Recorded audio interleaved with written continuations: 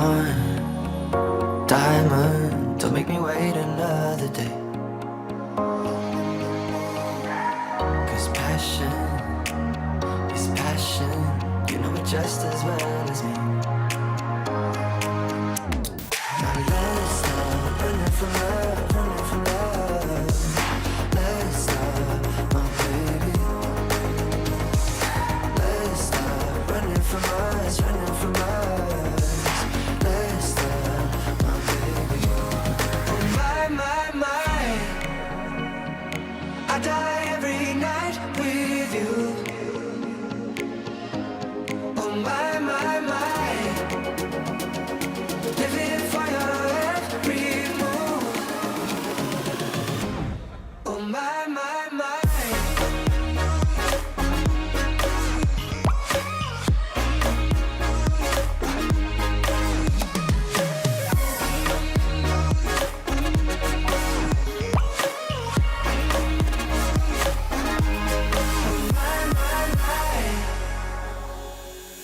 Spark up, buzz cut, I've cut my tongue between your teeth.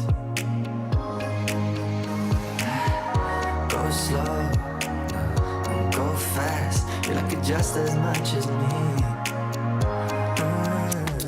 Now let's stop running from love, running from love. Let's stop, my baby.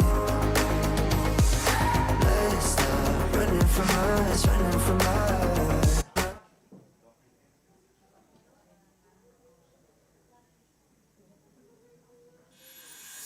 Shine on, diamond, don't make me wait another day. 'Cause passion is passion, you know it just as well as me. Now let's stop running from love, running from love. Let's stop, my baby. Let's stop running from us, running from us.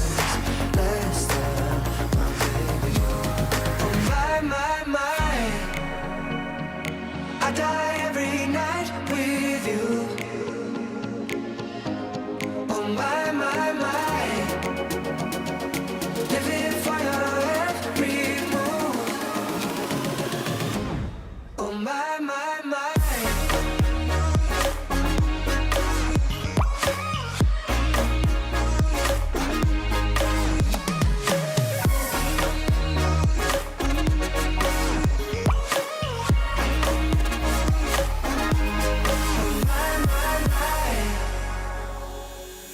Spark up, buzz cut, I've cut my tongue between your teeth. Go slow, don't go fast, you like it just as much as me. Now let's stop running from love, running from love. Let's stop, my baby. Let's stop running from us, running from us. Let's stop, my baby. Oh my,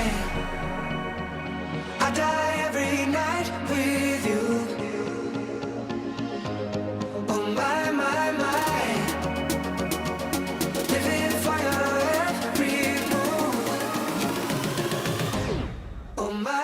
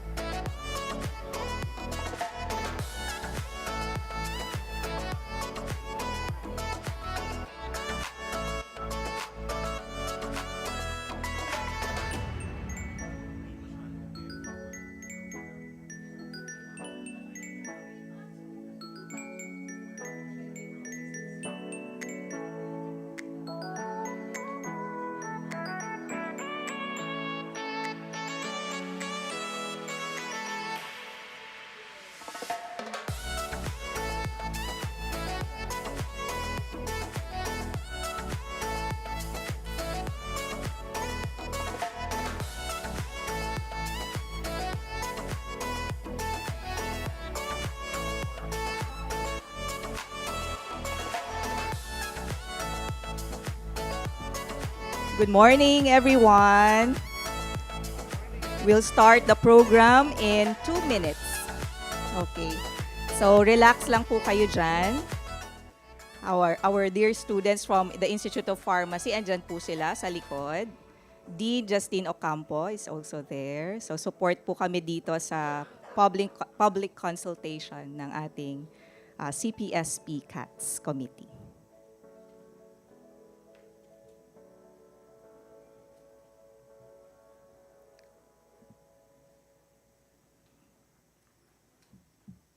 Bigla pong tumahimik, no?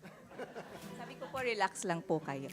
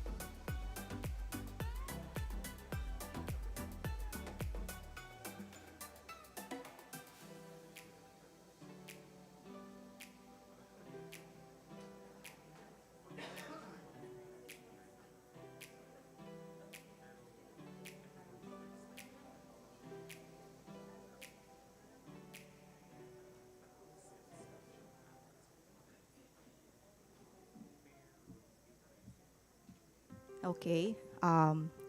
Dear students, may I request all of you to please come forward to occupy first the front seats.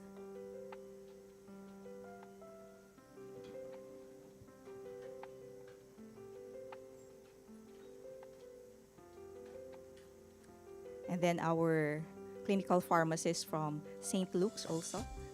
Kindly please occupy the seats po in front.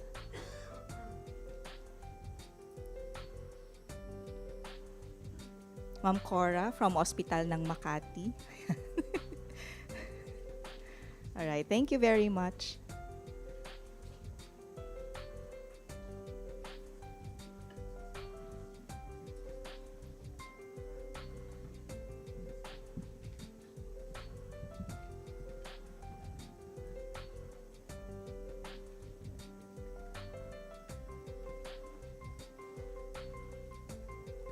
Ayan. Parang the boat is sinking. Pwede naman din dito para balance.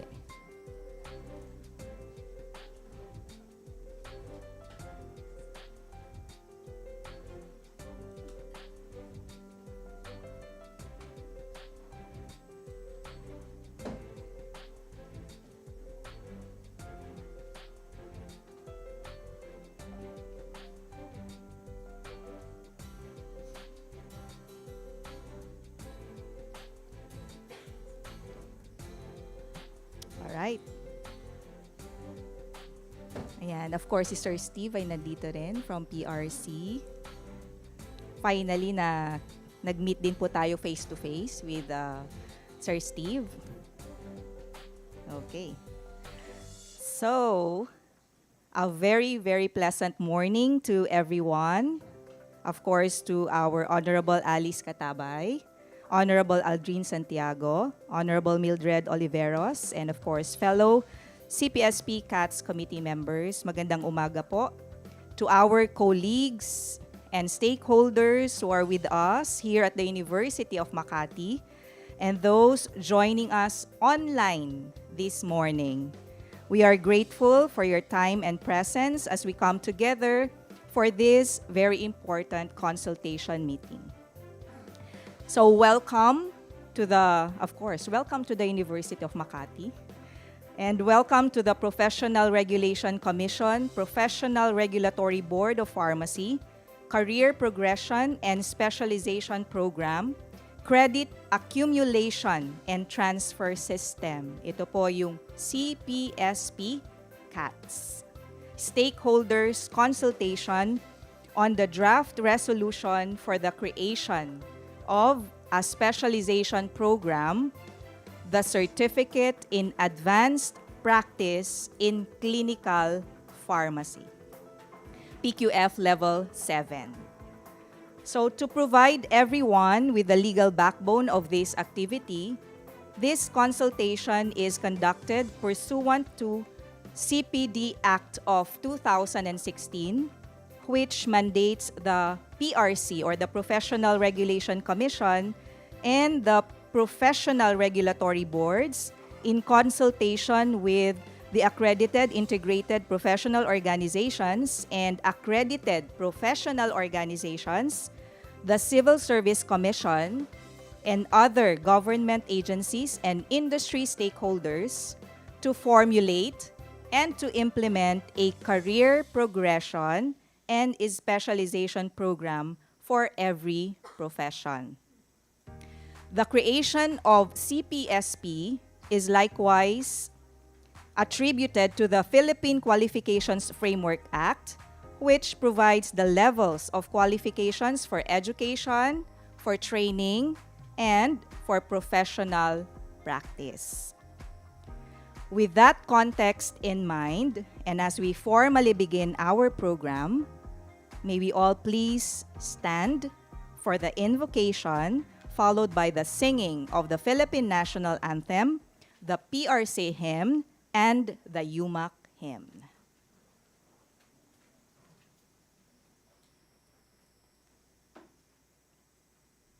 Heavenly Father, Creator of all, we humbly ask your divine presence to be with us today as we begin our activity. Send forth your Holy Spirit to teach us that in everything we do today is for your greater glory. May we use our giftedness to unite us in one goal, and that is to strive hard to reach the goal of success. May you provide us of divine wisdom to respect and understand one another, that all of us here are brothers and sisters. Grant us a profound humility through the example of your only begotten Son, Jesus Christ our Lord. Send forth your holy angels to protect and deliver us from any harm. Father in heaven, all glory and honor are yours, forever and ever. Amen.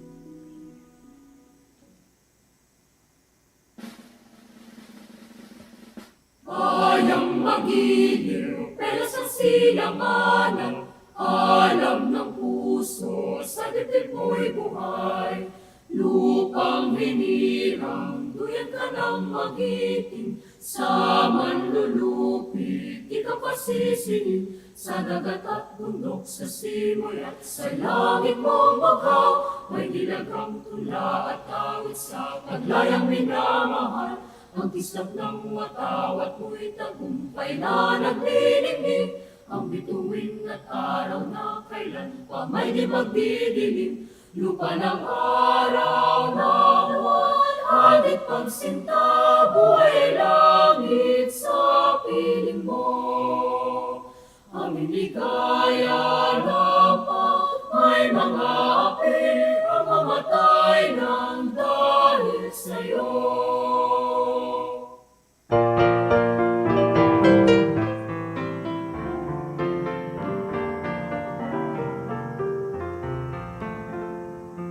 PRC ang lingkod ng bayan.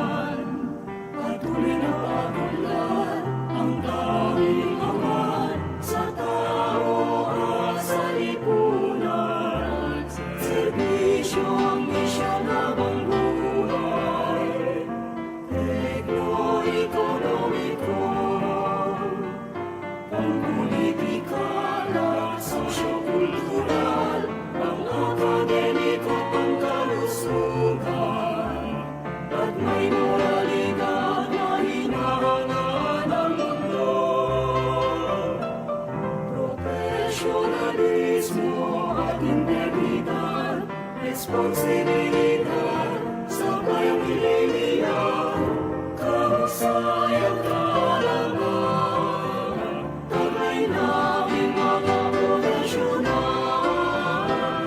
profesionalismo at integridad, responsibilidad sa bayang hililian, kahusayan kaalaman, taglay namin mga profesional,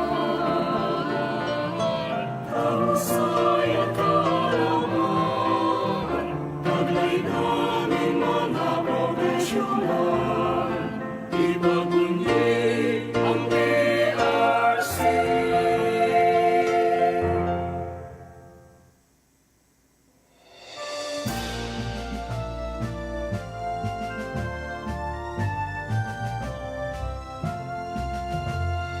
Cheer to the alma mater, University of Makati. Rejoice, we're here onward marching, be it shine, storm, cloud, or rain. Let all our voices keep ringing for the glory of our alma mater, pride of Makati and our fatherland. Beloved UMak proudly stands. Arise, thy sons and daughters, fill the air with the joy of alma mater. Resound our gladness and tidings, every echo by far and near. Yes, we are your beloved UMak, faithfully we brace our mind and spirit. We're proud to be at thy command, future builders of this land. Arise, thy sons and daughters, fill the air with the joy of alma mater. Resound our gladness and tidings, every echo by far and near. Yet to thee, our dear beloved UMak, faithfully we brace our mind and spirit. We're proud to be at thy command, future builders of this land. University of Makati, future builder of this land.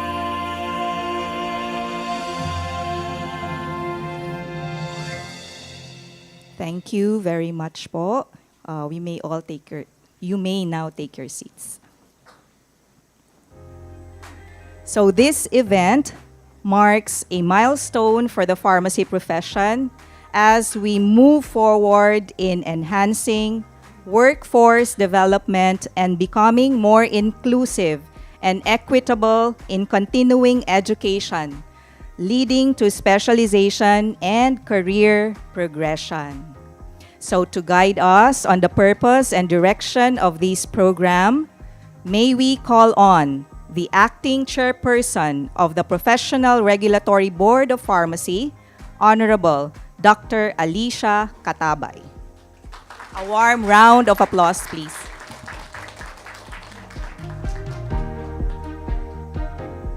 Thank you for that. No? Good morning, everyone, and we're really happy to see you here right now. And also, I would like to greet those online. Good morning. So, good morning po sa ating lahat. And I would like to thank, first and foremost, the University of Makati for allowing us to use the venue. No? Thank you very much. And kita nyo naman, no, yung Vice President for Planning and Research, siya din yung ating MC. That's how we work sa pharmacy, di ba? We're colleagues, co-workers, no? So, thank you very much again, no? And I know that the President will be coming, no, later on to greet us all. Okay? And also, I would like to thank, but later on, meron pala tayong roll call, no? So there's a roll call, but I would just like to thank the regulatory agencies, our partner and affiliate organizations, hospitals, schools, our partners ng mga deans, no? And especially faculty members who are with us and those online and our dear students. So maaga pa lang they will be exposed, no?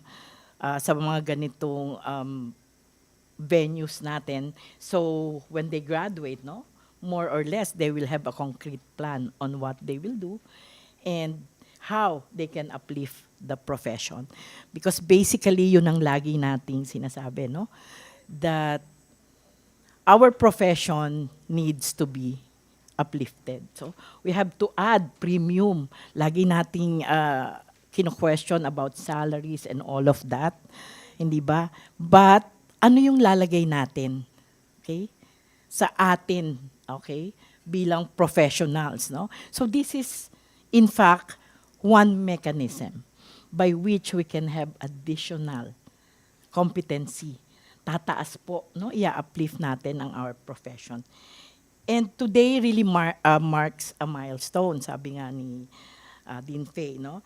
In our growth as a profession. CPSP moves beyond simply attending seminars or CPDs.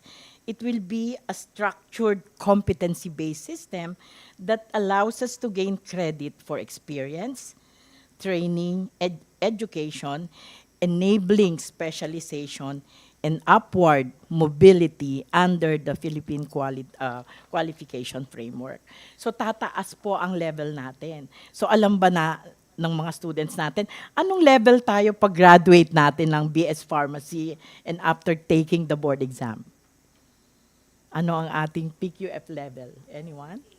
Okay, 6. So with this specialization, tataas na po ang level natin into PQF 7. So we're raising, no, the bar for our profession, and this is truly a milestone, and we are very excited, no, to present to you this specialization program. And I would like to thank the hard work, no, that goes into this. Okay, mahirap din po, no? Marami silang meetings and all of this, no? So birth pains. Okay, and I would like to commend the chair of the CPSP CATS Committee of Pharmacy, Honorable Aldrin Santiago. Okay, thank you. And also, I would like to thank the members, no, of this committee. At nandito po sila. Hello sa inyo. And those who are online, okay, hindi po sila makaka-attend face-to-face.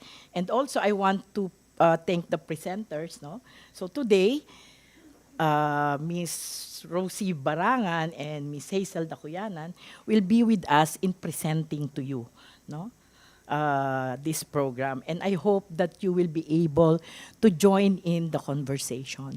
So don't be afraid to ask questions, okay? Or don't be afraid to make some input because that's what we want, no, to come out of this session. So thank you for your participation. No? So ina-anticipate ko na that you will be participating. Okay? So we have a good group right now and I expect a lot from you. Talagang ano, no, tall order.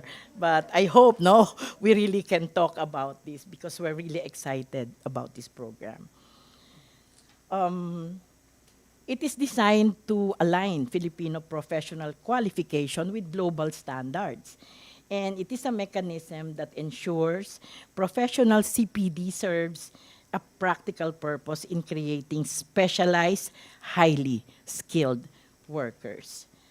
The committee's role in enhancing professional competence in creating a structured career pathway is not an easy one, sabi ko nga. And also to announce, hindi po ito matatapos sa isang specialization.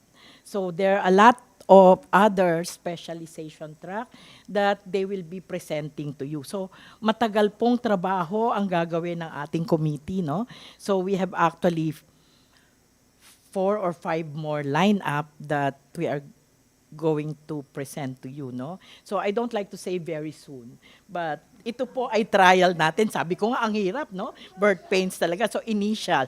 And we will see how this goes. With your help, with your suggestions, with your input, we want to make this, syempre, unang-una siya, no? So I hope that we can make this a standard for which the other specialization will come in the next few years. Yun po yung ating expectations. So again, I want to congratulate the team for coming up with our very first draft resolution in our specialization, Certificate in Advanced Practice in Clinical Pharmacy. They will be introducing to you this initial offering. And again, thank you po for your participation and your anticipated. So we're anticipating your feedbacks and suggestions. Again, good morning and thank you for your support in this endeavor. And hopefully soon, we will be able, by your help, to implement this career progression and specialization program in pharmacy. Magandang umaga po. Thank you very much. Maraming salamat po, Honorable Katabay. Maraming salamat po for introducing me also. So nakalimutan ko pong introduce ang sarili ko. Ako po si Maria Faye Nanette M. Carriaga.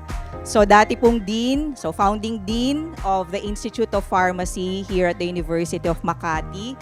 And kasama din po ako as one of the members sa CPSP CATS Committee. Ayan. So thank you po, Honorable Alice, for that kind introduction. Okay. Maraming salamat din po for setting the tone and reminding us why this activity, this endeavor is really very highly important for all of us. Thank you also for encouraging us, the audience here on site and sa online, to really listen and later on ask clarifications or questions and commendations perhaps. So maraming salamat po, Honorable Katabay. At this point, we would like to formally acknowledge the presence of our CPSP CATS committee members and our valued stakeholders from various sectors, both on-site and online, whose participation is essential to this consultation. So mag-umpisa po tayo sa ating indefatigable members ng CPSP CATS Committee. Of course, our chairperson, Anthony Aldrin C. Santiago. Palakpakan po natin. From the Professional Regulatory Board of Pharmacy, of course, PRC. Our alternate chairperson, Honorable Mildred B. Oliveros. Professional Regulatory Board of Pharmacy, PRC. One of the members, Mr. Mark Ryan D. Langit from the Philippine Pharmacists Association, joining us online. Palakpakan po natin, Sir Mark. And then, of course, another member, Dr. Fatima May R. Tesoro from San Pedro College, joining us online also. Hello, Dean May. And then, of course, we also have as one of the members, Dr. Kenny James P. Marine from Mindanao Alliance of Pharmacy Schools, or MAPS, joining us online. And then, we also have, of course, Dr. Hazel Faye R. Dokuyanan from the Philippine Society of Hospital Pharmacists, PSHP. And we also have, of course, Ma Maria Rosario B. Barangan from EL Laboratories Incorporated. And of course, yours truly, as one of the members, nahiya akong magsabi, no? Ng mga, okay, Dr. Maria Faye Nanette M. Carriaga from the University of Makati. Okay. Now, we also want, of course, to recognize ang ating pinaka-importanteng parte ng programang ito, our stakeholders. Starting off with Makati Medical Center. Okay lang po ba banggitin ko din yung pangalan? Or okay na po ang institution? I think okay lang banggitin. Miss Mary Jean Robles and Rachel Mercy B. Mundo. Okay. And then we also have from Hospital ng Makati, Ma'am Corazon L. Abelio. From the Health Facility Development Bureau, Department of Health, JERIC Administrative Unit. Joining us online, Ms. Faye Diana Chua. We also have the Pharmacy Preceptors Guild of the Philippines, or PPGP, represented by Mr. Josue P. Felipe. And then we also have from FJC PPHA, joining us online, Marian A. Redrico and Aaron R. De Las Alas. From PSHP, we have Ma'am Rosaline Yen Pangan and also Ma'am Rachel Mercy Mundo. Okay. We also have from Asian Hospital, Miss Christina Liza R. Santa Maria on site. And online, we have Lorenzo Bisquera. We also have from St. Luke's Medical Center Global City, Miss Maria Snooki F. Baldonado and Miss Cres Balang. And then, meron pa pong dagdag na isa. Later po, ma'am, pakibigay yung name nyo. Okay. And then, we also have from CFAD, Community Pharmacists Association of DSAP, joining online, Kimberly Joy V. Bondad. We also have from De La Salle Medical and Health Sciences Institute, joining online, Dean Louis Fernand Legaspi and Francesca Marie Manansala. In addition to Sir Josue P. Felipe, we also have from PPGP, Ms. Rubina Abaya. And then we also have from PAPI, Philippine Association of Pharmacists in the Pharmaceutical Industry, on-site, Juvian Versosa. Thank you po. And then we also have from the University of the Immaculate Conception, joining online, we have Kathleen Bersabal Olanyo and Dr. Cherry G. Muanya.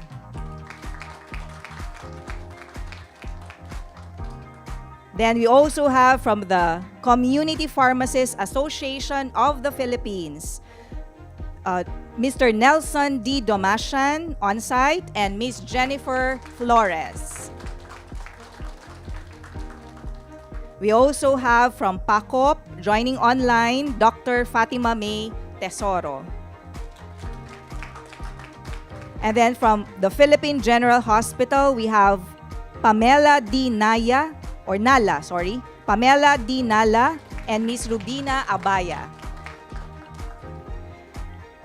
Then we also have from the National University, Mr. David Alejandro. From the Medical City, joining us online, we have Tet Decena and Ann Fineza. We also have from Mapua Malayan, Miko de Guzman.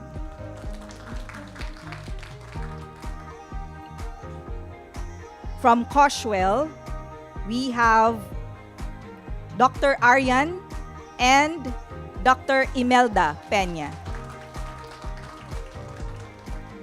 And of course, from the University of Makati, we have Dr. Justine Marie Ocampo and our students.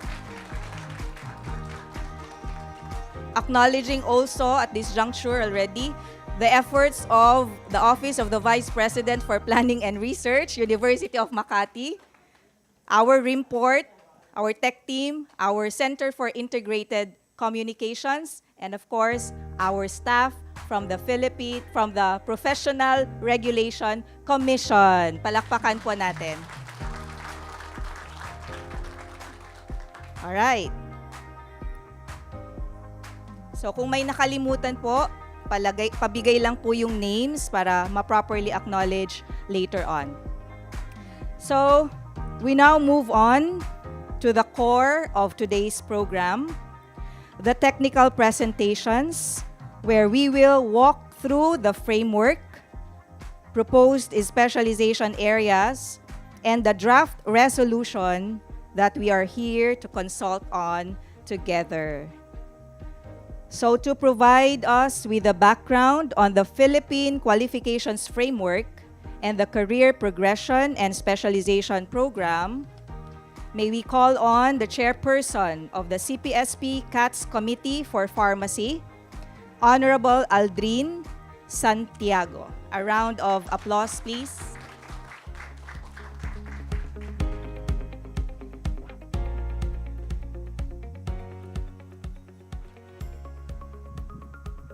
Thank you very much, VP Net.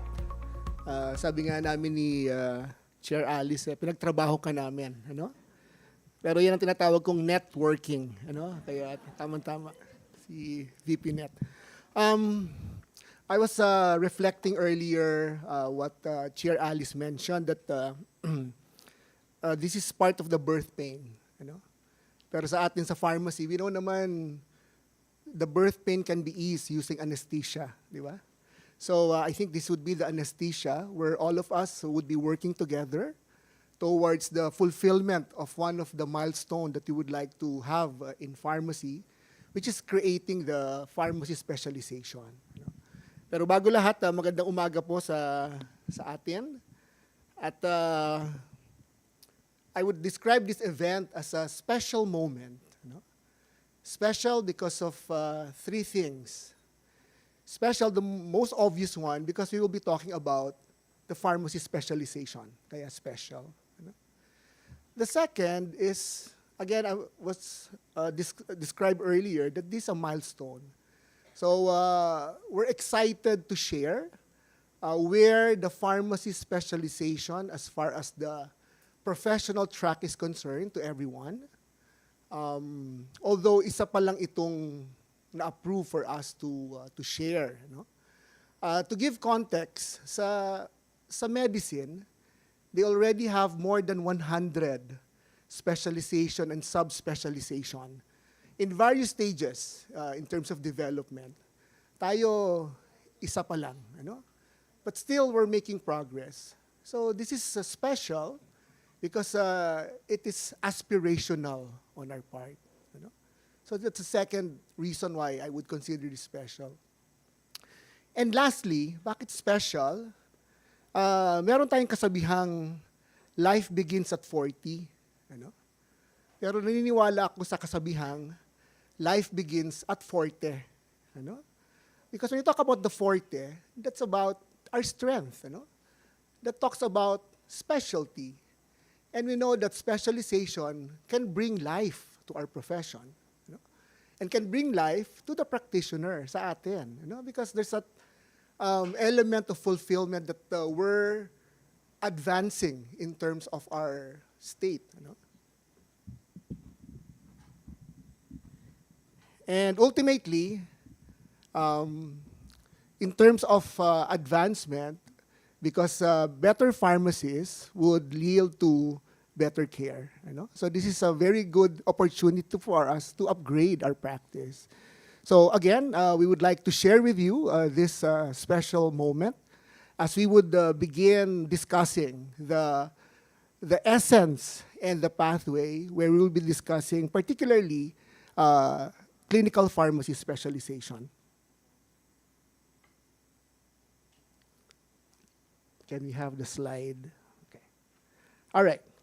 So this is the presentation outline that the team prepared.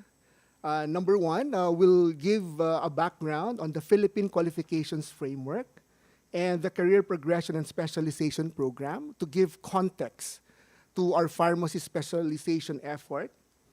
As much as we would be dealing with clinical pharmacy, we would like to share with you the different areas of specialization, because it's not only, as Chair mentioned, that we have 5 of our different specialization track.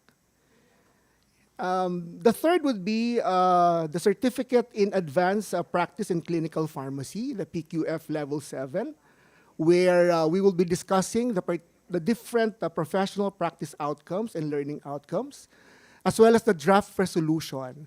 For those present in this hall, you have been given a copy of the draft resolution together with the level alignment matrix for your reference.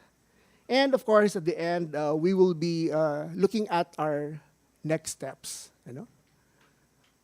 Before we continue, I would like to acknowledge the presence of our University of Makati President, Dr. Ramos, Professor X. magandang umaga po sa inyo. Okay. All right. Let's first discuss what PQF is all about. We have a quality assured national standard when we talk about the educational qualification and sets of standards for qualification outcomes. It's a quality assured national system for the development, recognition, and awards of qualification based on standards of knowledge, skills, and values acquired in different ways and methods by learners and workers of the country. So there's a law, the PQF law, that was enacted in 2018. So this is the PQF Act, RA 10968.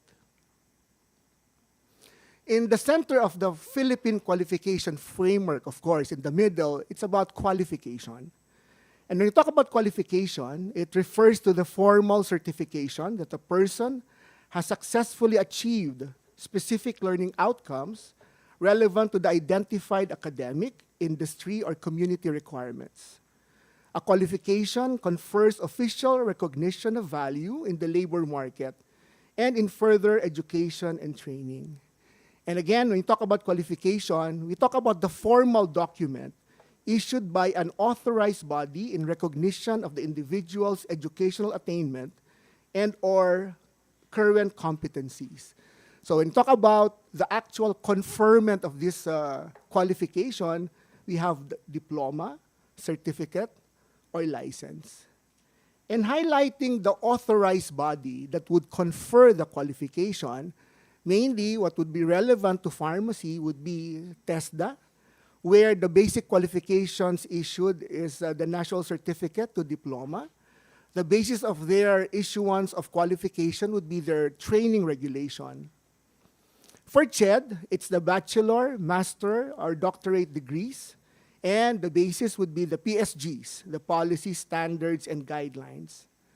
For PRC, in the licensing of our professional, our basis is mainly the table of specifications.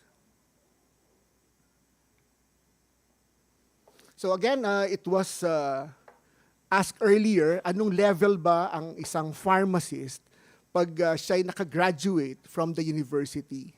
So we're level 6 as far as CHED is concerned.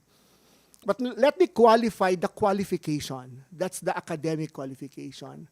But once you take the board exam and pass the board exam, then you become level 6 on the professional track. And that qualification is being conferred by PRC.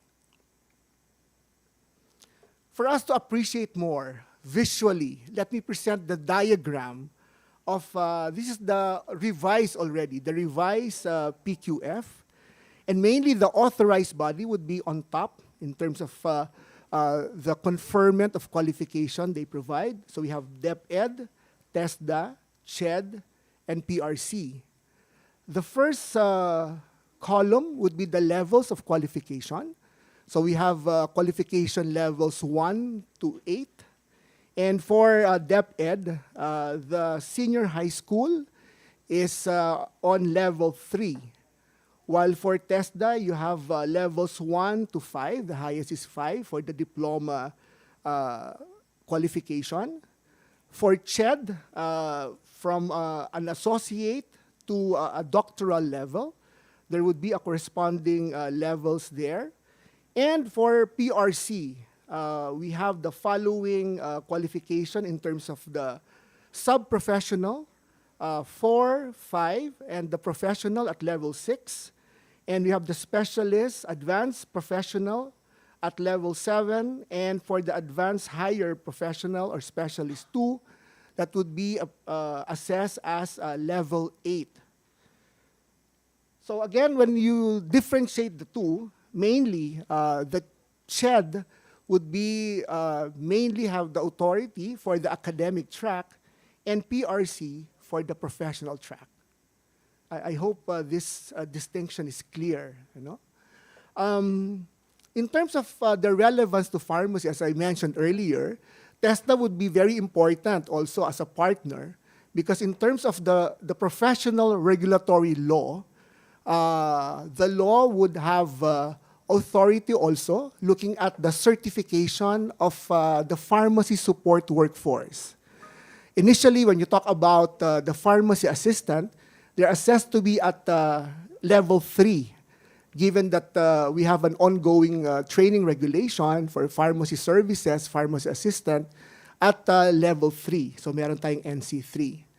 But again, looking at what we need to establish still in the law, we still have the pharmacy aide, which is lower than the pharmacy assistant, and eventually we have to have a pharmacy technician level. Although amongst the three, we prioritize the pharmacy assistant because they're the ones, sila yung pinakamarami, they're the ones in the community drugstore. So as we speak, we have a memorandum of agreement already with TESDA, and we are looking at updating and upgrading the current training regulation for the NC3 program. So we have to look at this different pharmacy support workforce in the light of the PQF. Because eventually, when we talk about career progression, we would be talking not only about the pharmacy, so even the support workforce, dahil lalo na sa butika, kasama natin ang mga pharmacy assistant dyan, even the pharmacy aide. For the industry, mainly those would be pharmacy technician because they have a certain level of competency that they have to provide when operating, say, equipment in the particular area where they're assigned. And of course, the things that we'll be discussing would be looking at how the professional, given various opportunities, whether it's a formal, non-formal, or informal training, that they can elevate into level 7 and level 8. Let me highlight also that in the revised PQF, we have the lifelong learning, where we would be looking at similar to, including CPD, where we can have various micro-credential or CPD that would add up to our credential and eventually have an upgrade in our qualification. Okay, so mainly that's PQF. Let's now go to our CPSP CATS. Medyo mahaba ang pangalan. But just focus on the specialization part. Since the credit accumulation and transfer system would be similar to what I described earlier as having different micro-credentials or CPD that would add on to the competency and qualification of the professional. So this is the flagship initiative of PRC, designed to institutionalize structured career advancement and specialization among regulated professionals. And the creation of the CPSP CATS is pursuant to the mandate of the PQF Act, RA 10968, which provides levels of qualifications for education, training, and professional practice. Some important terms when you talk about career progression, specialization, and the qualification title. First is about career progression. This is the process of developing or moving towards a more advanced state in a person's job, title, position, or profession.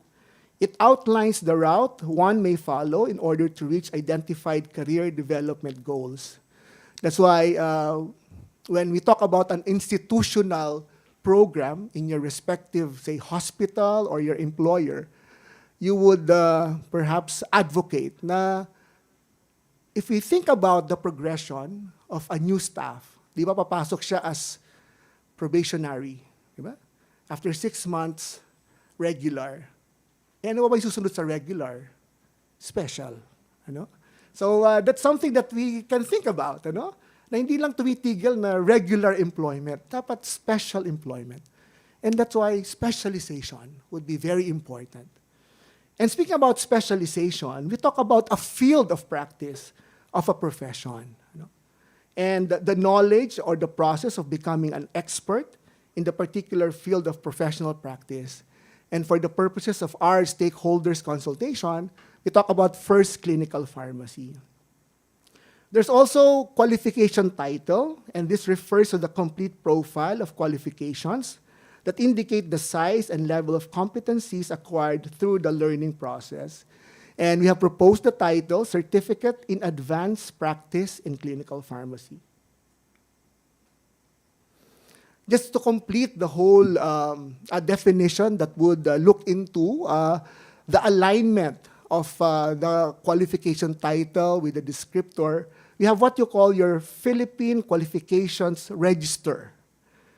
In the resolution, you would note that there's a Philippine Qualification Register portion where the information includes the title, the descriptor, the PQF level, the authority granting agency, etc. No? And mainly this is how it looks like. So you have the qualification code, the title, the descriptor, and later during our discussion, it would further be explained ano yung descriptor natin for clinical pharmacy, what level, and we're proposing the PQF level 7 for the advanced practice in clinical pharmacy, and of course the authority granting agency would be PRC. Okay, so this is the ideal scenario on how a professional's career advanced through the CPSP CATS program. So imagine nyo na in the future, ano, especially for the future pharmacists, ano, na aabutan nyo na ito. Ano. First, the professional enrolls in a PRC-approved CPSP CATS program implemented by PRC-accredited specialty society or organization. So you have the program and you have the provider of the program, which is the specialty society. And when the professional completes the CPSP CATS program requirements, then eventually the name of the professional would be submitted to the CPSP CATS committee who have completed the program. And finally, that will be endorsed to the CPSP of the Professional Regulatory Board, and there will be a final approval of said professional and the issuance of the PRC professional identification card with the corresponding PQF level. So ganito lang po itsura niyan. Ano?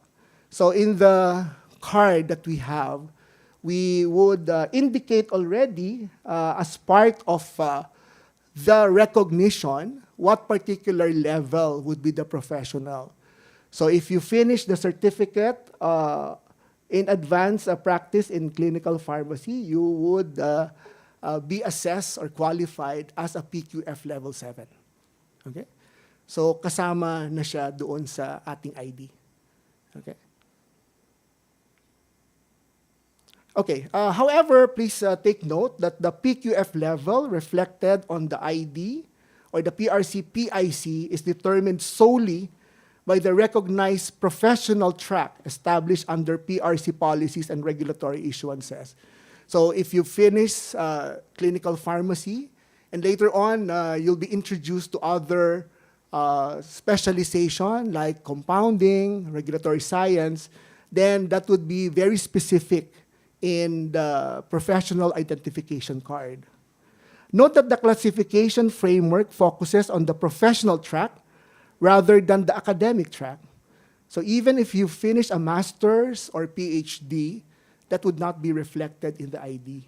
Because mainly, because PRC would be the authority in the professional track, yun po ang magre-reflect sa ID. You know? Just to, again, make those distinctions. All right, so let's now drill to the actual program specific to pharmacy. Earlier, the committee was introduced.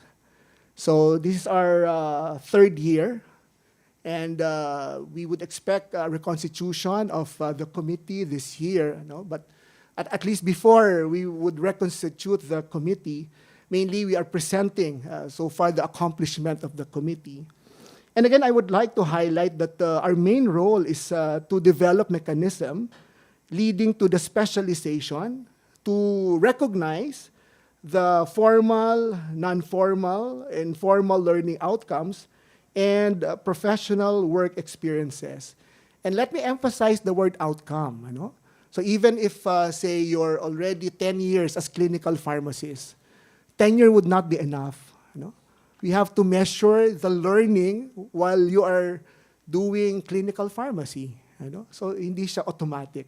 It's really the learning that you have to demonstrate in terms of competency, given the different mechanism or parameters that will be defined for clinical pharmacy. But again, we consider all of the different aspects in assessing the professional in conferring the qualification. There are 4 important aspects or activities which the committee is focusing. What we are doing or what we've done so far is the creation of the program itself.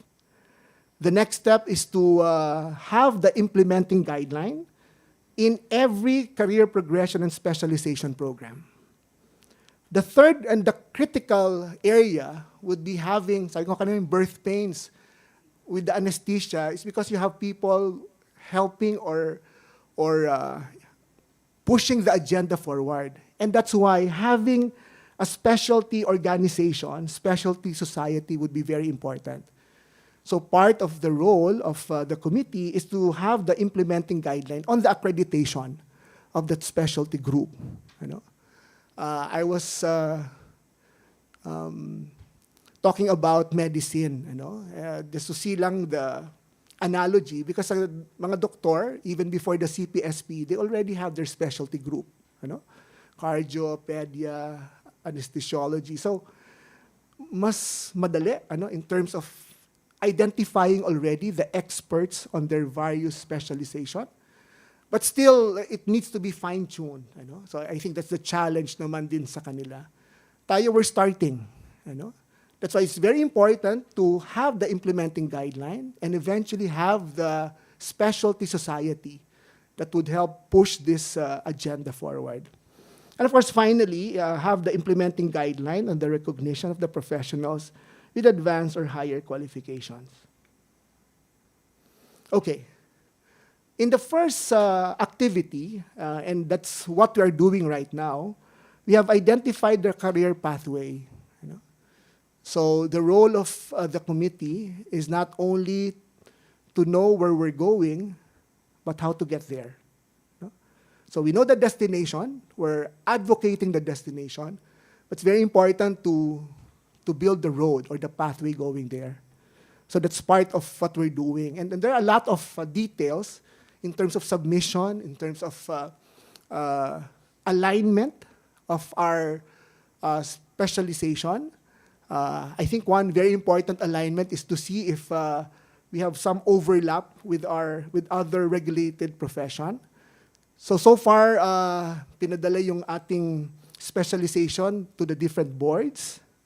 Actually, wala namang nakitang overlap. There was ang isang nakakatuwa, just kwento lang ako. Kasi pinag-usapan natin clinical pharmacy. Yung Board of Veterinary Medicine, they suggested, why not veterinary pharmacy? Because again, when we talk about medication, we're talking about not only sa human, but also sa mga hayop. And of course, we know sa toxicological study, ang preclinical natin sa hayop. So we know about pharmacology of animals. Kasi ako, pila natin yan, yung veterinary pharmacy. Especially now, with a lot of companion pets, tsaka mga fur parents. So it's something that we can think about, but I'm not sure if we have enough experts, to push this, to work with us in terms of having that specialization also in place, Actually, we still have to make that discussion, because the veterinary products was transferred, to another government agency. So we're looking into that to make sure that the pharmacist visibility is there, So that's number one in terms of career pathway, and the qualification titles. And later it will be presented to everyone. Determination of the PQF qualification level. And the fourth would be the most important, because it's a requirement of PQF, in terms of determining the competencies and learning outcomes. We have what you call the level alignment matrix. And this is a tool used within the PQF to map professional practice outcomes. And when we talk about professional practice outcomes, it refers to what a professional is expected to demonstrate in actual practice. So again, to differentiate theory from practice, this is something that has to be demonstrated. And aside from the PPO, or the professional practice outcome, we have the learning outcomes, wherein what a learner must know, do, demonstrate, to achieve those outcomes. And this alignment is very important, especially when you talk about the PQF domains. Ito po yung nasa taas. So that's why in the handout that was given to you, there was a revision in the template. But we just have to adjust. Later, it will be reported or presented in terms of the PPOs and LOs. But you have to look into the new PQF domains. And mainly, if you look at the PQF domains, it would mainly be differentiating the knowledge part, the skills, and the values. When you talk about responsibility and autonomy, knowledge and understanding, and skills and application. We would not be going to the specific descriptors of the PQF domains, but suffice to say that as long as we have the following important outcomes that needs to be demonstrated, then we just have to align it with the various descriptors, given that we are looking at the PQF level 7. So just to explain lang na iba yung naibigay sa inyo, and something that we will be working at, because this is the new template that we need to accomplish. But by and large, the most important part is yung laman, yung content, in terms of if you're a clinical pharmacist, what are the different demonstrable competencies that needs to be assessed for you to qualify for the PQF level 7, And later we will be going to that. Okay, some notes about the LAM, or the level alignment matrix. The domains should not be viewed as separate or independent components, but as dimensions of competence that are expressed holistically through performance. So even if in the table they're described separately, sa totoong buhay naman, sama-sama yan. So we have to look at holistically. And note that performance is not only on the technical execution.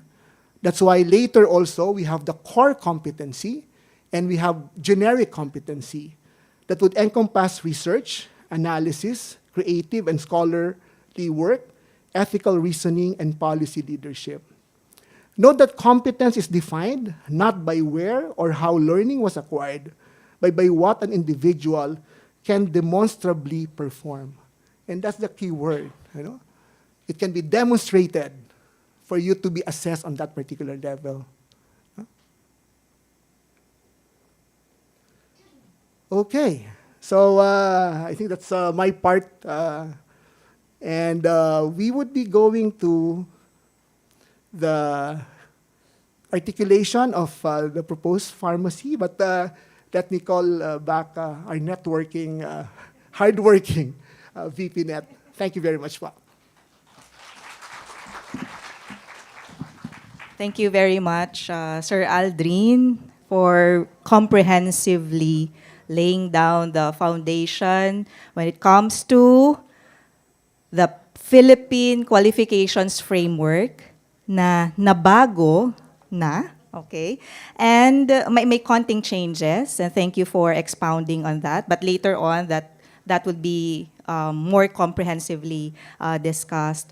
And of course, thank you for giving the foundation also of the creation, the functions, the deliverables of the CPSP CATS Committee. Maraming salamat, Sir Aldrin. Another round of applause. Babalik po mamaya si Sir Aldrin actually. We now proceed to a special portion of this program. We want to acknowledge, of course, our host institution, of course, my very own also, University of Makati, our very own, whose support made this stakeholders consultation possible. So napakaswerte po natin kasi our president is here to grace our occasion. So let's all give him a warm round of applause. Our president is also an integral part of EDCOM 2 and the technical experts group for the development of the new PQF that was presented. So again, let's all welcome Professor Dr. Elixir C. Ramos.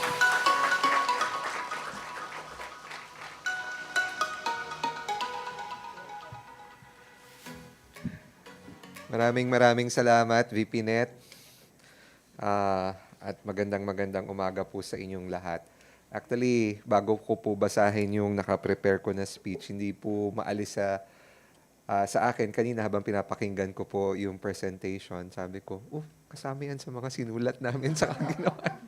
As mentioned po by VP Net, I'm actually a member of the Technical Experts Group for PQF. We were actually the ones who wrote the new PQF.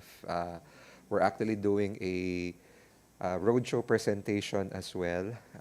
We've been going around the country with different stakeholders, and I'm also part of EDCOM 2, a member of the Committee on Higher and Technical Education. So kanina po, habang nakikinig din po ako, nagpapalitan po kami ng mensahe ni DG Kiko Benitez. At sabi niya sa akin ay pakibati ang Pharmacy Board. Meron na kaming agreement sa kanila at sana nga matuloy yung parang diploma program na pinopropose, and they're very much willing and a welcome partner po sa inyo pong lahat. So to Honorable Alicia Catabay, the Acting Chairperson, Professional Regulatory Board of Pharmacy, Honorable Anthony Aldrin Santiago, Chairperson of the CPSP CATS Committee of Pharmacy, distinguished members of the Professional Regulation Commission,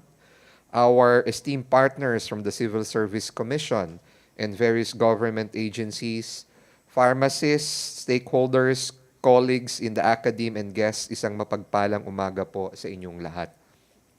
It is a distinct honor for the University of Makati to serve as the host for this pivotal stakeholders consultation. On behalf of the UMak community, I welcome you all to our campus. Today, we are not just providing a venue, we are witnessing a significant leap forward in the professional landscape of the Philippine healthcare system.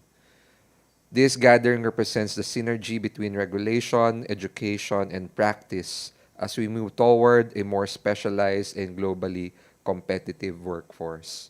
Isingit ko lang po, no, kanina binubulong ko nga kay Honorable Catabay. Sabi ko, ma'am, no, you should, the board and the organization should really push for major reforms para naman po magkaroon ng dignidad yung ating mga pharmacists, no? Ngayon, ang mga nurses, ang entry level nila SG-15. Sana ganun din po sana sa mga pharmacists po natin, no? The focus of today's consultation, the Career Progression and Specialization Program, Specifically, the advanced practice in clinical pharmacy is a vital response to the mandate of Republic Act number 10912 and Republic Act number 10968. As we align with the Philippine Qualifications Framework, we are essentially building a ladder for our professionals. We are ensuring that the expertise of our pharmacists is not only recognized locally, but is also at par with international standards. At the University of Makati, we have always believed that education is a lifelong journey.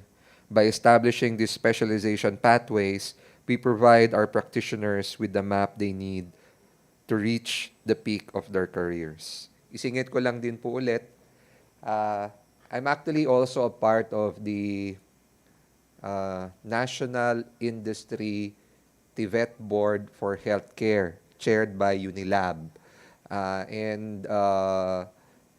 Unilab and the University of Makati actually entered into a partnership in also helping to promote and advance the practice of pharmacy. In fact, as we speak, Unilab is actually building a modern facility, an aseptic compounding facility, where pharmacists and would-be pharmacists can do advanced training. Kagaya nga po na narinig ko kanina, di ba, kay Honorable Santiago, sabi po niya, madalas kasi yung specialization natin ay natututunan natin pagpasok na natin sa ospital o kaya sa trabaho.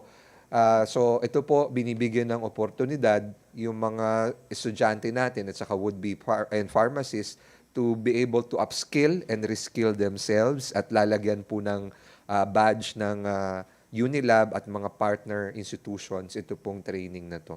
Actually, nung tinanong ko po si VP Net, sabi ko, ma'am, ano po sa tingin nyo yung kailangan nating trabahuhin na specialization na may kulang talaga sa mga existing pharmacists ngayon? And sabi nga niya, sir, timing, kasi nung nagpunta tayo ng Australia, yung isa sa mga partners natin, sabi po talaga ang isa sa mga kulang natin ay yung additional skills training in compounding. No? So, yan po yung isang mga specialization pathways na UMak will also take a lead in partnership with Unilab. And of course, this will be open to all pharmacists and would-be pharmacists. So, ang pharmacy po is a cornerstone of public health. Ang aking pong panganay na anak ay isa pong pharmacist. Kaso siya po ay nasa Siargao at nagsasurf. By refining the standards for advanced practice, we are ultimately ensuring better patient outcomes and a more robust healthcare delivery system for the Filipino people. To our participants, your presence and input today are crucial. You are the architects of this framework. The draft resolution and level alignment matrix that will be discussed are more than just administrative documents. They are the blueprints of the future of your profession. I would like to thank the Professional Regulatory Board of Pharmacy and the PRC for trusting the University of Makati to facilitate this exchange of ideas. Ma'am, salamat po. May this consultation be productive, insightful, and filled with the shared spirit of service. Let us continue to work together to elevate the Filipino professional. Muli po, welcome to the University of Makati, and I wish everyone a successful day ahead. Maraming salamat po at mabuhay ang mga pharmacists. Maraming salamat, Sir X, Professor X, sa walang sawang suporta sa mga pharmaceuticang Pilipino, hindi lamang po mga pharmaceutica na na-produce ng University of Makati. Thank you very much, sir, actually, maraming salamat po dun sa reassure sa amin that what we're doing now is really aligned with what the EDCOM2 has found out based on their report, and with respect to the alignment doon naman sa kailangan natin for workforce development in relation to the needs of the industry. Maraming salamat po for that reinforcement.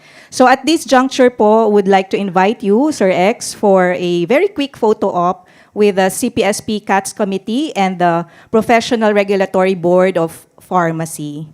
So, punta na po tayo dito on stage.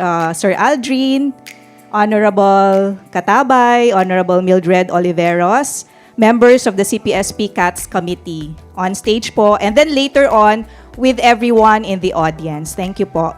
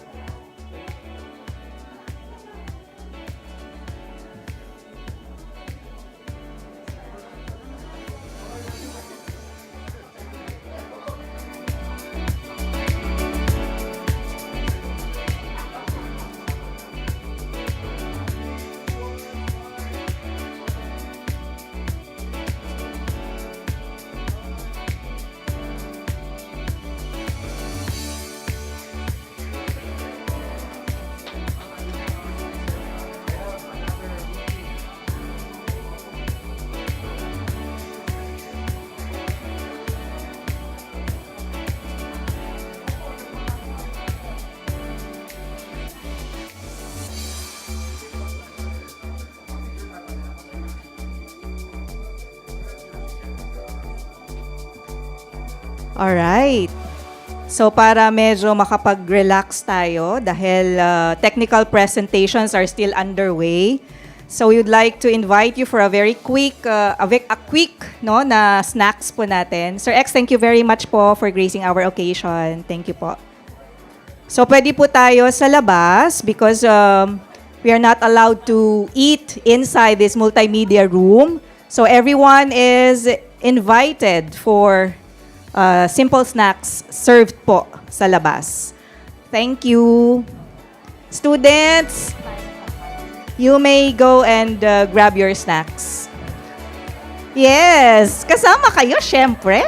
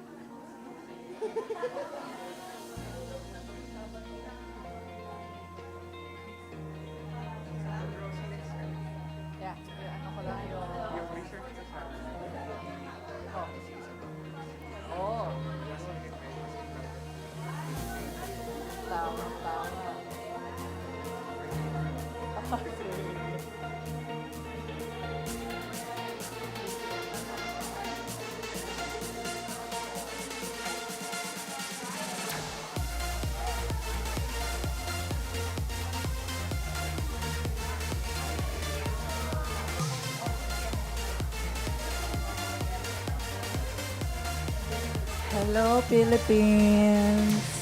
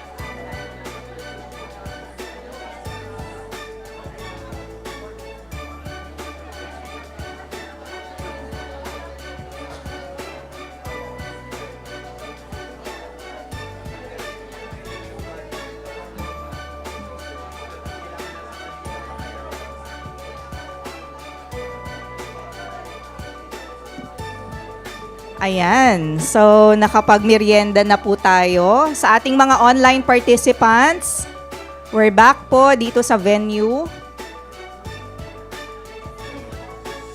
So, please settle down as we are to begin. We are to resume with the technical presentations po.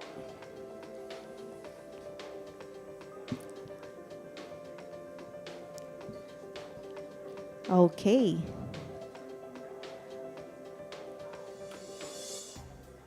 Ayan. So, in addition po sa mga participants, in addition to the participants who were acknowledged earlier this morning, we would like to add to that list.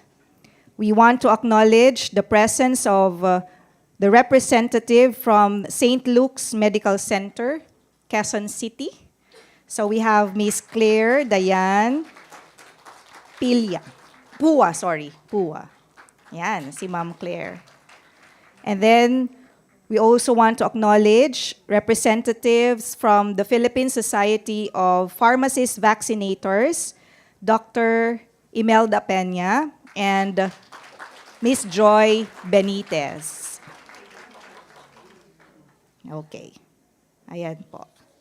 So I think we're now ready to continue with our technical presentations. So Honorable Aldrin Santiago has presented the building blocks when it comes to the framework of CPSP, CATS, and also the revisited or the new and revised Philippine Qualifications Framework. So building on that, we now move on to the proposed specialization areas for pharmacy.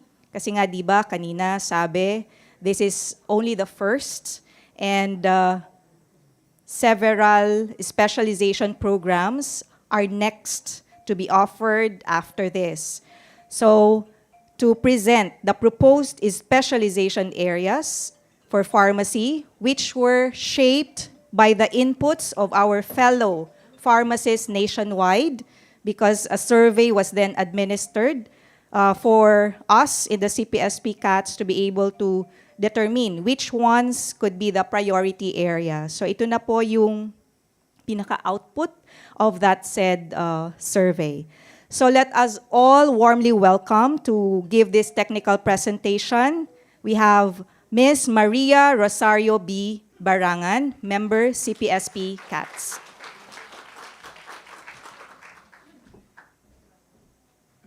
Thank you, Dean Annette.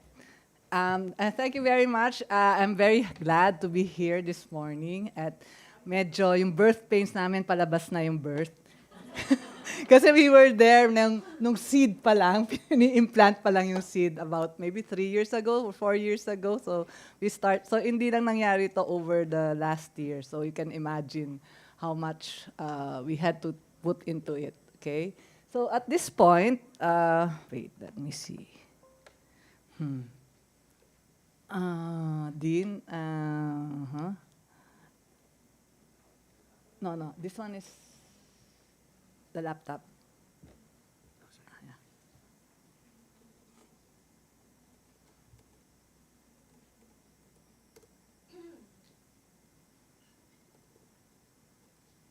Shut down siya. Yeah. Okay, so let me present to you the proposed pharmacy specialization. We know that there are a lot of areas in pharmacy for specialization, but of course we have to prioritize which ones we start with. So we consider the urgency or the need for this certification and also if they're interested practitioners. So syempre, inuna namin yung mas marami ang maapektuhan, no? And there's a parang demand for it.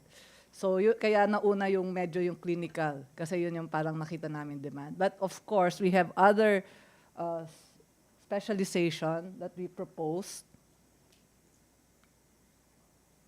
One would be on, first will be the clinical pharmacy, which we will present to you, and then this will give you certificate in advanced practice in clinical pharmacy. Then we'll have the pharmacy compounding, which will give you the certificate in advanced practice in pharmacy compounding. Then regulatory science, which will give you a certificate in advanced practice in pharmacy regulatory science. And then number 4 would be the primary care and public health pharmacy, which will have certificate in advanced practice in pharmacy care and public health pharmacy. And lastly, we'll have the leadership and management, which will give you a certificate in advanced practice in pharmacy leadership and management. So let's go to the clinical pharmacy. So clinical pharmacy, this specialization should demonstrate advanced competencies in clinical pharmacy practice, integrating pharmacotherapy, pathophysiology, pharmacokinetics, and pharmacodynamics, evidence-based medicine, clinical guidelines, medication safety, and pharmacy informatics. This specialization emphasizes advanced clinical decision-making to optimize medication therapy and delivers safe, effective, and patient-centered care. This requires a high degree of independence, leadership, and accountability in managing medication-related problems, preventing adverse drug events, and improving therapeutic outcomes, which could include active participation in multidisciplinary care, quality improvement, research, and the mentoring. Very important is the mentoring and development of other healthcare professionals while upholding ethical standards and promoting a culture of patient safety. Next would be the pharmacy compounding, where we'll have the certificate in advanced practice in pharmacy compounding. This specialization develops advanced competencies in the compounding of pharmaceutical preparations, an exclusive professional function of pharmacy. So this is exclusive for pharmacies, including sterile, hazardous, and high-risk products. It is particularly relevant to practitioners in hospital settings and specialized compounding facilities. It emphasizes aseptic technique, quality assurance, facility and process control, risk management, and compliance with applicable standards and regulatory requirements. Practice at this level requires precision, technical expertise, and strict adherence to safety and quality principles to ensure the preparation of safe, effective, and high-quality compounded medications. Next will be the regulatory science. This is where I'm involved in. This is a certificate in advanced practice in pharmacy regulatory science. This specialization professionalizes the regulatory function of pharmacists across the pharmaceutical industry, regulatory agencies, and related sectors. It focuses on the scientific, regulatory, and policy frameworks governing medicines throughout their life cycle, from development and registration to manufacturing, distribution, and post-marketing surveillance. The practice requires expertise in regulatory compliance, quality systems, risk management, and policy interpretation, supporting the safe, effective, and quality use of medicines within the healthcare system. The fourth is the primary care and public health pharmacy, where you'll have the certificate in advanced practice in primary care and public health pharmacy.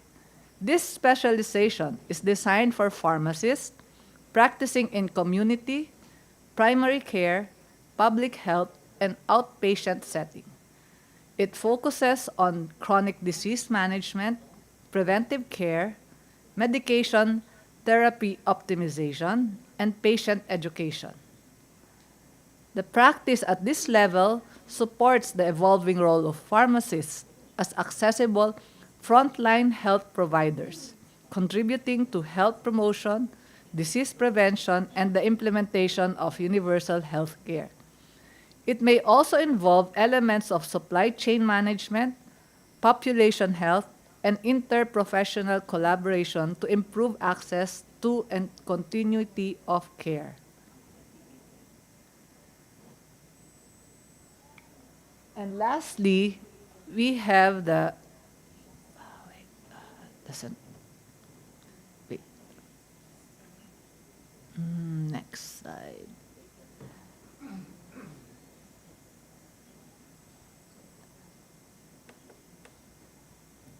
Yeah. Next, the last is the leadership and management, where you have the certificate in advanced practice in pharmacy leadership and management. This specialization prepares pharmacists for advanced leadership and management roles within pharmacy services and medication use systems across various practice settings. So this is all the practice settings. It focuses on strategic planning, operations, management, workforce development, quality and patient safety systems, financial and resource stewardship, and change management. It incorporates principles of clinical governance, regulatory compliance, and professional accountability, enabling pharmacists to lead service innovation, improve system performance, and support the evolving role of pharmacy in healthcare delivery. So these are the five proposed specialization that we have. So in effect, when you get a pharmacy specialization, the name of the qualification would be Certificate of Advanced Practice in, then the specialization area, which would be level 7, or the Certificate of Highly Advanced in Pharmacy, highly advanced in practice in, again, the area of specialization. So the difference is that one is advanced and the other one's highly advanced.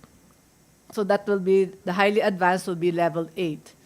So there are other specializations for consideration, which is, we're already looking at this now. Oncology pharmacy, which is Certificate in Advanced Practice in Oncology Pharmacy.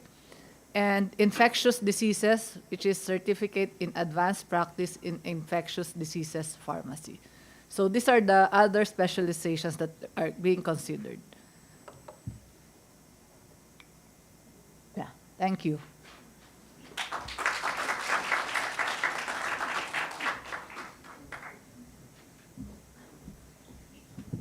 Thank you very much, Ma'am Rosie, for that insightful presentation. So we can actually truly feel the excitement for what lies ahead for our profession. Yan. Excited ba kayo? Yes. Okay. Yes na yes. All right. So, before we proceed with the next technical presentation, we would like to acknowledge also the presence of Mr. Mark Ryan D. Langit, Ms. Jingle Jola, representing the Philippine Pharmacists Association. So they are present online. Also, I am representing just the same, the Philippine Pharmacists Association. So, hello po sa inyo lahat dyan sa ating online platform. Alright, so we now proceed to the next technical session focusing on the professional practice outcomes and learning outcomes for the Certificate in Advanced Practice in Clinical Pharmacy at PQF Level 7. May we now call on Dr. Hazel R. Docuyanan, member of the CPSP CATS Committee for Pharmacy. A warm round of applause.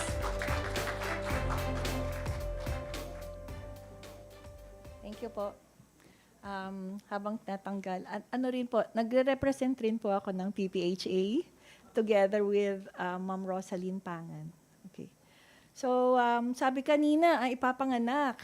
So, itong baby, una nating ipapanganak, hindi po kami lang, ito po, baby natin magkakasama. And as I look at the list of attendees for today, nakaka-excite isipin na magkasama yung practice and yung education para maipanganak natin itong ating baby. At ang first baby na nais naming i-present po sa ating lahat is yung Certificate in Advanced Practice in Clinical Pharmacy. No? Ako po Sir Aldrin, pwede bang mag-adlib o bawal mag I've been a hospital pharmacist for more than 30 years. And ang talagang first love ko po ay clinical pharmacy. And so as I was preparing this, inassign sa akin ni Sir Aldrin, akin daw tong clinical pharmacy. I tried to reminisce, mahaba-haba yung 30 years, kaya mga 100 slides po yung nahinda ko dito. And the biro lang, parang tinitignan ko kung paano unti-unting nag-unfold yung ating matagal ng pangarap na magkaroon ng clinical pharmacy.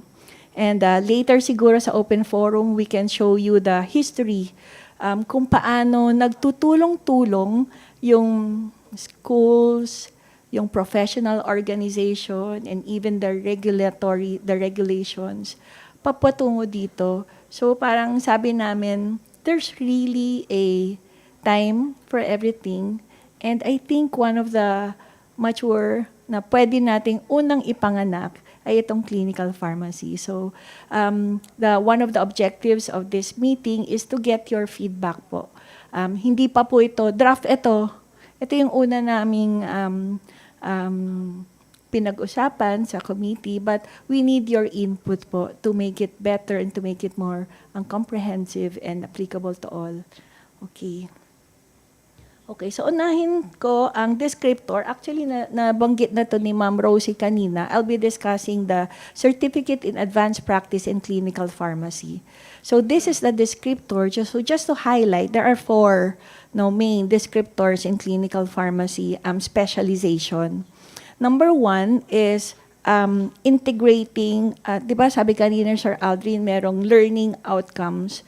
So ito, hindi nahihinto dun sa knowledge and skill na naituro sa school. But since this is practice, specialization, dapat ang keyword is demonstrable. We should be able to show and exhibit that we are using the knowledge and skills, the competencies that we have earned in our pharmacy school.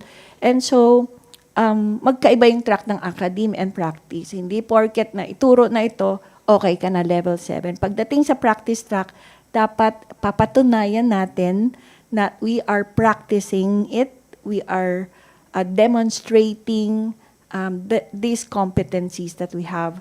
So, included in the first description of clinical pharmacy specialization is that these competencies on clinical pharmacy practice, pharmacotherapy, pathophysiology, pharmacokinetics, and pharmacodynamics, evidence-based medicine, clinical guidelines, medication safety, and pharmacy informatics.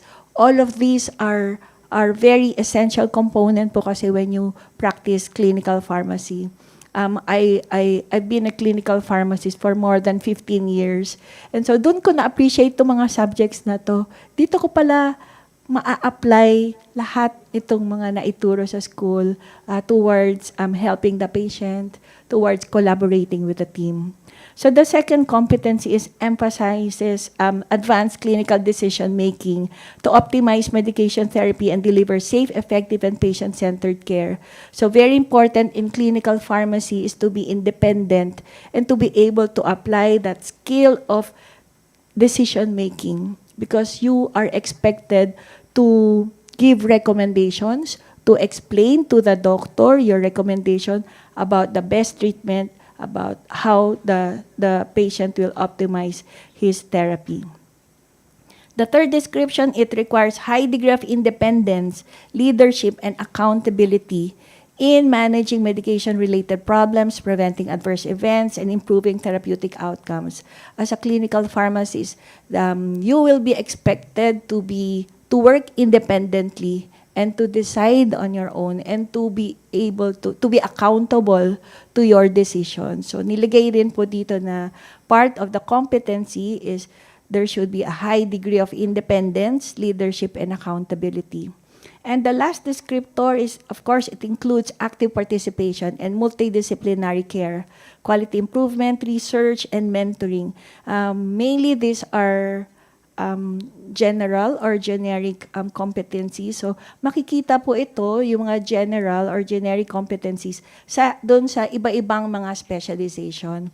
So, okay. So, syempre kasama dito, ang highlight sa clinical pharmacy is collaboration. Very important. While it is a general, generic, iba yung pag-apply niya pagdating sa clinical pharmacy because you should be able to collaborate with the doctors, with the team, to contribute your expertise as a pharmacist and give your interventions. Okay. So, gusto ko po munang, ay, mandar.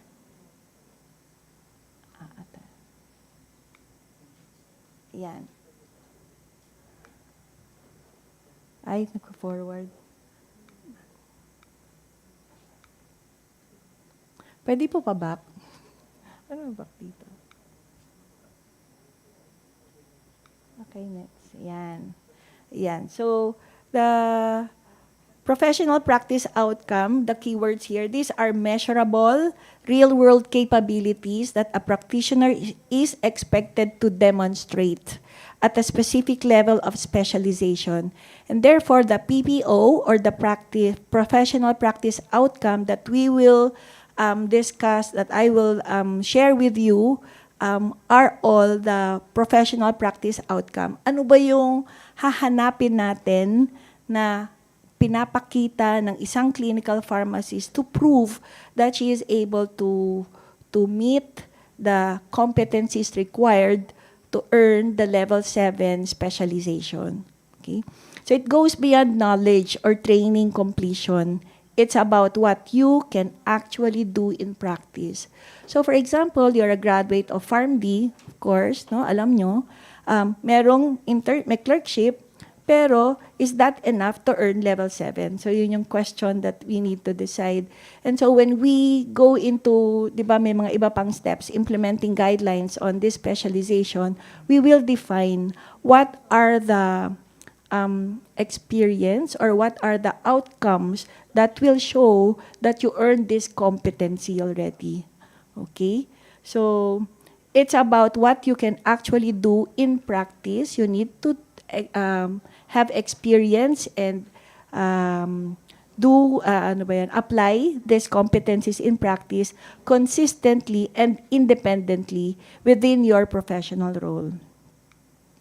Okay, so now let's go to the different PPO or professional practice outcome.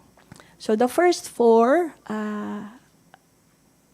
would be the core clinical pharmacy competencies. Sorry, nalilito ko kasi iba yung nandito ko. Iba yung okay. So the first is it applies advanced systematic knowledge on pharmacotherapy, disease management, pharmacology, pharmacokinetics, clinical practice guidelines, and skills in the specialized field of clinical pharmacy to provide quality and advanced care. Number 2 core is demonstrates interprofessional, collaborative, and consultative skills to achieve positive patient health outcomes. So when you, in clinical pharmacy kasi, when you get to, of course, review the medication history, the current treatment of the patient, and then you use the knowledge that you have on this, ito, mga practice guidelines, disease management, pharmacotherapy, and then you decide the best treatment for the patient. And then you should give interventions if needed, if you have identified a problem or if you identified a potential problem. And therefore, collaboration and consultative skills is very important for clinical pharmacy. Okay, number 3, adheres to professional regulatory law, pharmacy code of ethics and practice standards. And number 4, applies, mandar. Ayan. Okay. So itong 4, ito yung core ng clinical pharmacy. Later, bawat isa dyan, may mga detalye pa tayong i-discuss. So the 4 core competencies, practice outcome for clinical pharmacy specialization. Yun nga, number 1 is applying advanced systematic knowledge. Number 2 is demonstrating interprofessional collaboration and consultative skills. Number 3 is demonstrating advanced communication skills. And number 4, demonstrating advanced operational leadership and management skills. Okay, the next 5 would be the generic practice outcomes. Okay. So itong generic nga po, we can expect that the other specialization, as what was mentioned by Ma'am Rosie earlier, would also have this practice outcomes. Applies advanced research skills. We know that research is important regardless of the specialization. Demonstrates commitment to personal and professional growth. Adheres to professional regulatory law, code of ethics and practice standards, applies digital health and technology skills. So it's considered a generic or a general practice outcome. And number 5, demonstrates preceptorship and mentoring skills. So, syempre, general din yun. Kasi nga, regardless of your specialty, your specialization, you are expected to have these practice outcomes. So, let's go through it one by one. The first is applies advanced systematic knowledge in pharmacotherapy and disease management, pharmacology, pharmacokinetics, clinical practice guidelines, and skills in the specialized field of clinical pharmacy, to provide quality and advanced care. Okay, so number 1, reviews extensively the medication history and physician orders prescription to accurately reconcile medication treatment regimen for completeness and appropriateness. So later, of course, the committee will think of evidences that we will require for applicants who want to be recognized as a clinical pharmacy specialist. Paano niya maipapakita na ginagawa niya ito? Ano? Kasi demonstrable eh. No? So, dapat ini-exhibit niya yan. Number 2, determines most appropriate drug therapy for the patient through application of sound clinical practice guidelines, pharmacotherapy, and extensive knowledge in drug products, medical therapeutics, and pharmacokinetics. So, yun yung important na lagi naming itatanong dahil when we now define what evidences should we require to prove that they earn this competency. So, number 3, identifies drug-related problems, including significant potential or actual drug interaction, therapeutic duplication or contraindication to the disease of the patient, adverse drug reaction, or inappropriate dosage regimen. I'm sure pag binabasa nyo to, meron na kayong idea kung anong pwedeng hingin para patunay na na-earn niya to or ginagawa niya ito sa kanyang practice. No? So maybe we can consider number of adverse drug reaction reports or number of interventions, or maybe we can even ask for job description siguro sa una para makita, ito ba kasama sa ginagawa niya talaga. No? So think of possible proof or evidences of earning this practice outcome. To continue, 1.4 develops a personalized pharmaceutical care plan based on clinical assessment and treatment goals. Much as the doctors, they have their treatment goals. No? Nurses, they have their nursing care plan. As pharmacists, dapat as a clinical pharmacist, you should also have a pharmaceutical care plan that you parang sulat mo din doon sa patient chart. No? Dapat na-earn niya yung right to na makapag-enter doon sa chart. No? Evaluates the effectiveness of the drug therapy or occurrence of any possible adverse drug effect by interpreting the labs, diagnostic tests, assessment of patient clinical status in correlation with the disease, pathophysiology, and pharmacology. So, as pharmacists, how would you evaluate the effectiveness of the drug therapy? Dapat alam natin ano yung mga labs na kailangan natin tingnan. Pag wala, we can recommend to the doctor, Doctor, the patient is on anticoagulant. I would recommend that we monitor, or the patient is on vancomycin, or yung mga kailangan ng therapeutic drug monitoring. And syempre, pag lumabas yung result, dapat alam din natin i-interpret, kailangan bang i-adjust yung dose, so we also do the recommendation. So those can be some of the things that we can show as an outcome that you earned this competency.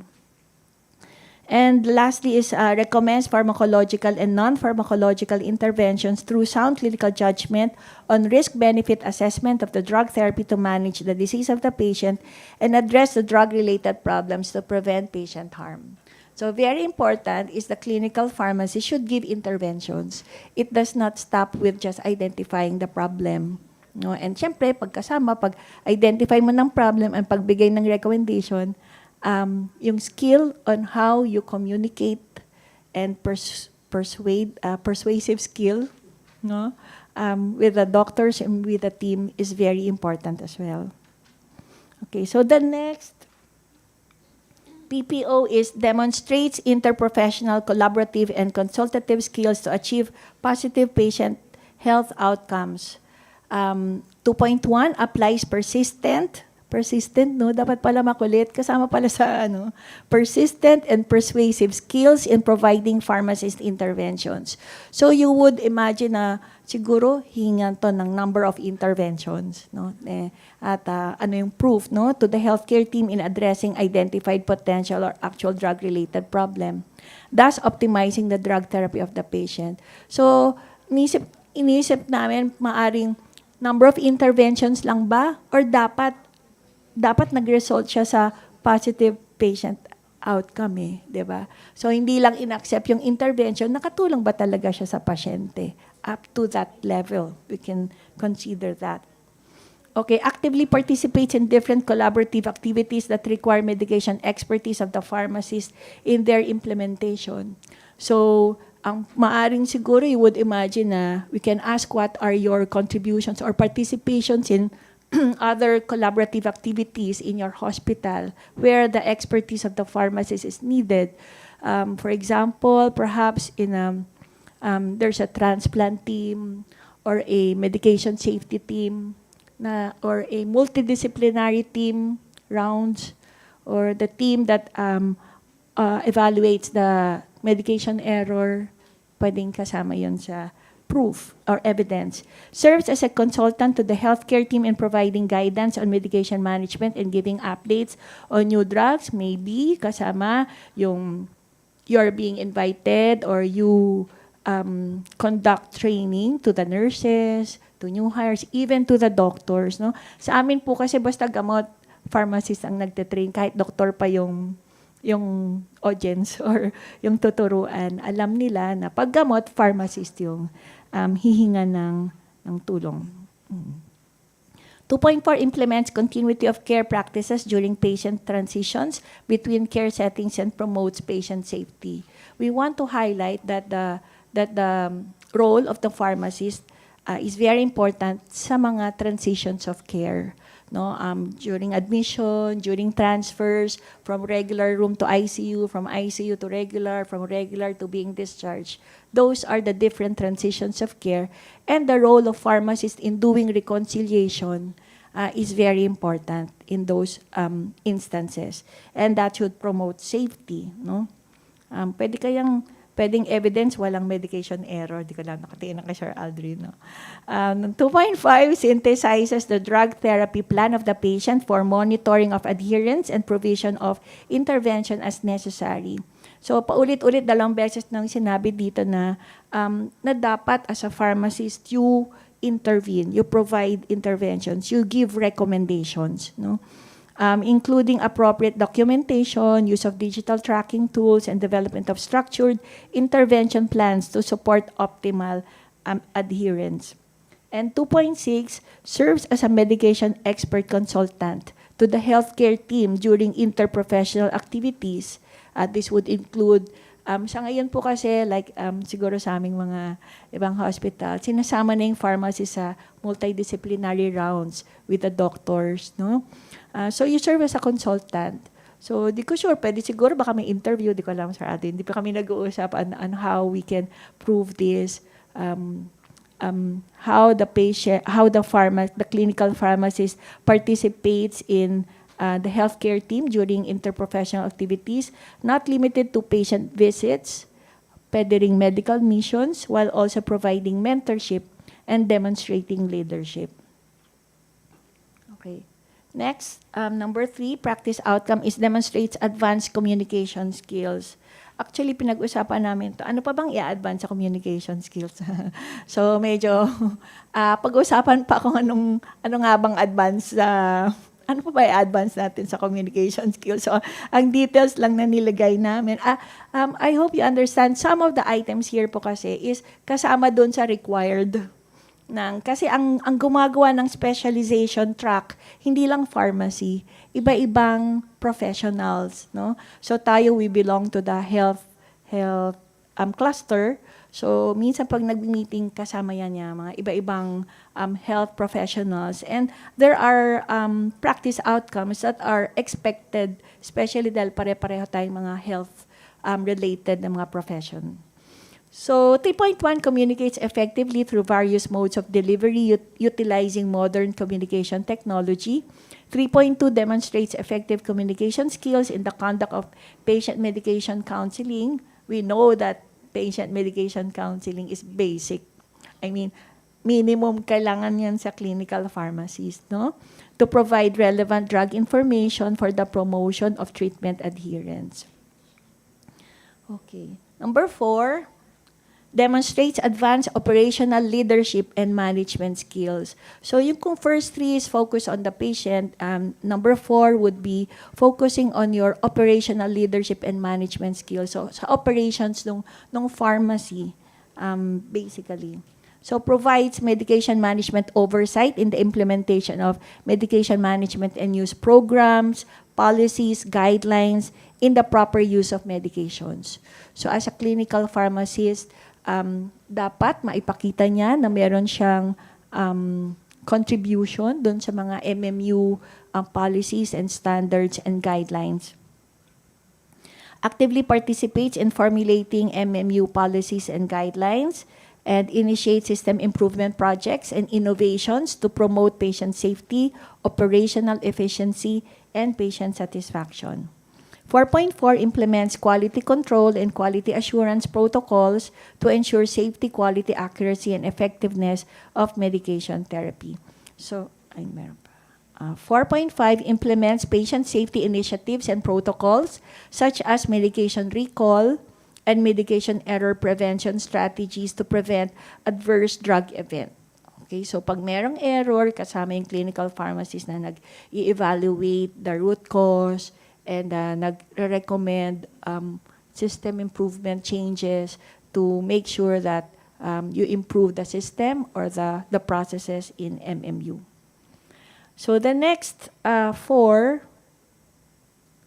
next five would be considered general or generic competencies. Number 5 is applies advanced research skills for evidence-based practice. 5.5 conducts research for continuous improvement and to generate support evidence-based practice. 5.2 evaluates available research studies to guide in the decision-making for patient treatment. So, hindi lang siya yung nagko-conduct, dapat kaya niya rin mag-evaluate ng mga research studies. Very important for clinical pharmacists because when you discuss your recommendation to the doctor, ano yan, evidence-based yan eh. So, dapat kaya niyang i-explain yung mga clinical studies, the journals, para nagkakaintindihan kayo ng doctor and you will be able to convince him on your recommendation. 5.3 participates in research following good clinical practice principles and legal requirements.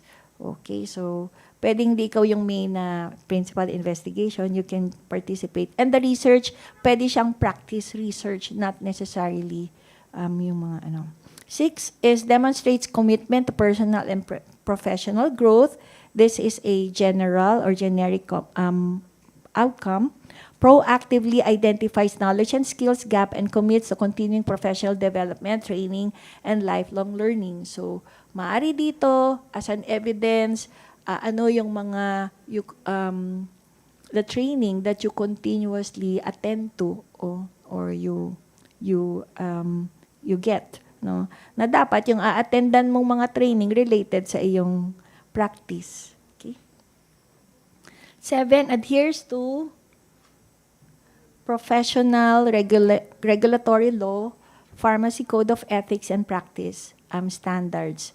So, respect patients' rights, privacy and confidentiality, exhibits professionalism, integrity, accountability, resilience, adaptability, and flexibility, upholds and advocates culture of safety and patient-centered practice. 7.4, innovates and advocates for service excellence, quality, and continuous improvement. Number 8 is applies digital health and technology skills. So this is considered a practice outcome. 8.1 demonstrates specialized knowledge and skills in the use of digital health and information technology in the management of drug therapy of the patient. The last practice outcome is demonstrates preceptorship and mentoring skills. So 9.1 would be effectively trains and provides experiential learning to pharmacy interns and clerks. 9.2 teaches standards of practice to pharmacy interns and clerks by modeling good clinical pharmacy practice. And 9.3, so hindi lang sa pharmacist, student interns and clerk, kundi pati sa pharmacy support workforce, no, provide supervision and developmental mentorship to the pharmacy support workforce. Okay. So ito, I would just like to show everyone, these are the in the sa hospital pharmacy community, the hospital leaders in advanced practice in clinical pharmacy. Usually, most of this, there are 5 hospitals who are already JCI accredited. And part of the JCI standards would be the standards on clinical pharmacy. And there is an external standards that defines clinical pharmacy practice, and these hospitals complied, no? In fact, matataas yung mga, kung interview nyo po yung mga dito sa mga hospitals na to, nakakataba ng puso pag maririnig mo yung comment ng mga auditors na minsan nasusurprise sila na meron din palang magandang clinical pharmacy practice even dito sa Philippines. So, the goal of PSHP, ang isa sa ginagol namin is paano siya ikakalat sa ibang mga hospitals. No? Okay, and the next slide would be it shows lang na, siguro later pakita namin yung history na maraming nagtutulong-tulong para isulong ang specialization ng clinical pharmacy. Hindi lang to PSHP. Of course, partner ang mga schools, no, who have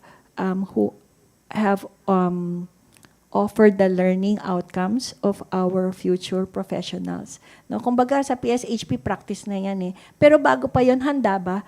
Kaya sabi namin collaboration to eh. Dapat marinig ng mga schools, sa academe, ito yung mga ina-expect dahil patungo sila sa specialization. Ayaw nating mag-maintain sila sa regular, sabi nga ni Sir Aldrin. So dahil ito yung nakikita nating kailangan nilang i-develop para sila ay mag-specialize. Dapat sa school pa lang, alam natin ito yung ina-expect. So pagdating sa practice, i-apply na nila yon and to show the outcome of the practice competencies that they would have. So I also included here even yung ACCP, FAPA, and now yung FAPA-CP are falling into place. No? Nandyan sila, para I think, nandito tayo sa step kasi ng pagpanganak nga ng ating specialization, and we need the help of even external institutions and organizations to help us define and to help us build that credibility. Kasi minsan ganun yung hinahanap eh.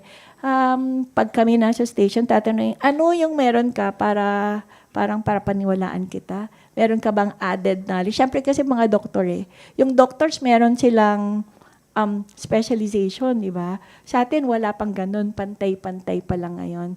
So, at a start, we are looking at, we need the help of other institutions like FAPA, siguro FAPA, CP, or ACCP to help us in putting more structure and credibility in this competency and practice outcomes that we have defined.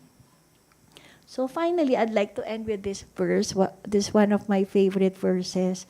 It's in Romans 8:28, and we know that in all things work together for good to those who love God and work according to His purpose. So lahat tayo ay may purpose na binigay ng Lord sa puso natin, and let's just trust in the Lord na everything will fall into place according to His perfect time, according to His perfect plan. Maging handa lang tayo to be used by the Lord, maging handa lang tayo na pag perfect time na, ready na tayong mag-submit kung may kailangan i-submit para tayo ay ma-recognize as a clinical pharmacy specialist. So, thank you very much po. Ay, wala. Kapa. Alright, so maraming salamat, Dr. Hazel Faye Docuyanan, for that very detailed and insightful presentation. It provided clarity on the context and expectations for this certification. Gusto ko lang i-add that operationally, Dr. Docuyanan has emphasized the importance of creating alternative pathways to CPD and to career progression and specialization through the contextualization on the clinical pharmacy certification. We have students here, I hope nakarelate kayo, that from the program learning outcomes, continued yan to professional practice outcomes. So you can't do away with outcomes, demonstrable outcomes. So the need for documenting, aligning everything that you do after passing the licensure examination really would count a lot. All right? So this now actually highlights that really for education to be transformative, it has to be continuous. Okay? So from program learning outcomes to professional practice outcomes leading to career progression and specialization. All right? So, with that, maraming salamat, Ma'am Hazel Docuyanan. Palakpakan po natin. As a close follow-through, we would like to call back on stage Honorable Aldrin Santiago for the technical presentation on the draft resolution. Sir Aldrin, a round of applause, please.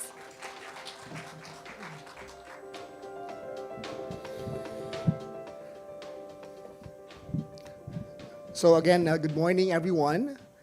I was listening intently kay Ma'am Rosie tsaka kay Hazel. Sabi ko parang ano to parang pagluluto, di ba? Parang if you look at what they have presented, well, una-una kay Ma'am Rosie, parang may menu, nung lulutuin natin. And when Hazel presented, parang if you look at all those items, parang kung sa pagluluto, nandiyan na yung lahat ng sangkap It's just a matter of, putting them together, working together. Nandiyan naman lahat. And again, you being here is proof na mangyayari ito. Kailangan na lang nating lutuin. Teka lang, mamaya pa yung lunch Nauna na ako yata sa, parang segue sa lunch. So anyway, well, that's really the analogy in terms of we all have the items there. We just have to continue pushing this agenda forward. So the next slides would be on the other components as we eventually institutionalize our initial specialization. And later, I'll give a segue in terms of the other specialization because that would undergo a similar pathway. We have to make the LAM, we have to identify the practice outcomes and also the learning outcomes. It's just that we're starting with clinical pharmacy. There were two items mentioned in terms of oncology pharmacy. Nakalagay kasi for consideration. Because when you talk about oncology pharmacy, at least a Philippine setting, most of the oncology pharmacies are mainly geared towards compounding. So that's why in terms of the main areas, we have identified initially the pharmaceutical compounding. In other countries, oncology pharmacies are geared towards more clinical role. So that's something that we have to look into. That's why, again, it's for consideration in terms of looking into that particular practice. The other is infectious diseases pharmacy. Actually, when we did a survey, it rated number 1. But we looked into what would be the components of infectious diseases. I think dahil baka when you talk about AMS, antimicrobial stewardship, that's the main goal. Dahil sa mga hospital, that's a requirement. But actually, similar to what we did sa immunizing pharmacies, baka we can initially have that competency develop initially kasi yun yung low-lying fruit. As much as we look into, kasi antimicrobial stewardship is just a component of infectious diseases pharmacy. So if really we need to develop AMS pharmacies, maybe we can do a similar route as what we did with immunizing pharmacists. So that's something that we have to be more practical about in terms of the approach so that we can have those in place already. So the assignment for me now is to look into, again, the other components of the requirement as far as PQF is concerned. And I'm showing you the resolution. And again, you have copies there which you can look at. I would not go through all the wordings there because, again, as mentioned by Hazel, we are adopting a similar whereas clauses across the various professions. And maybe what's different when we now look into, can you scroll up? Specific provision from the pharmacy law.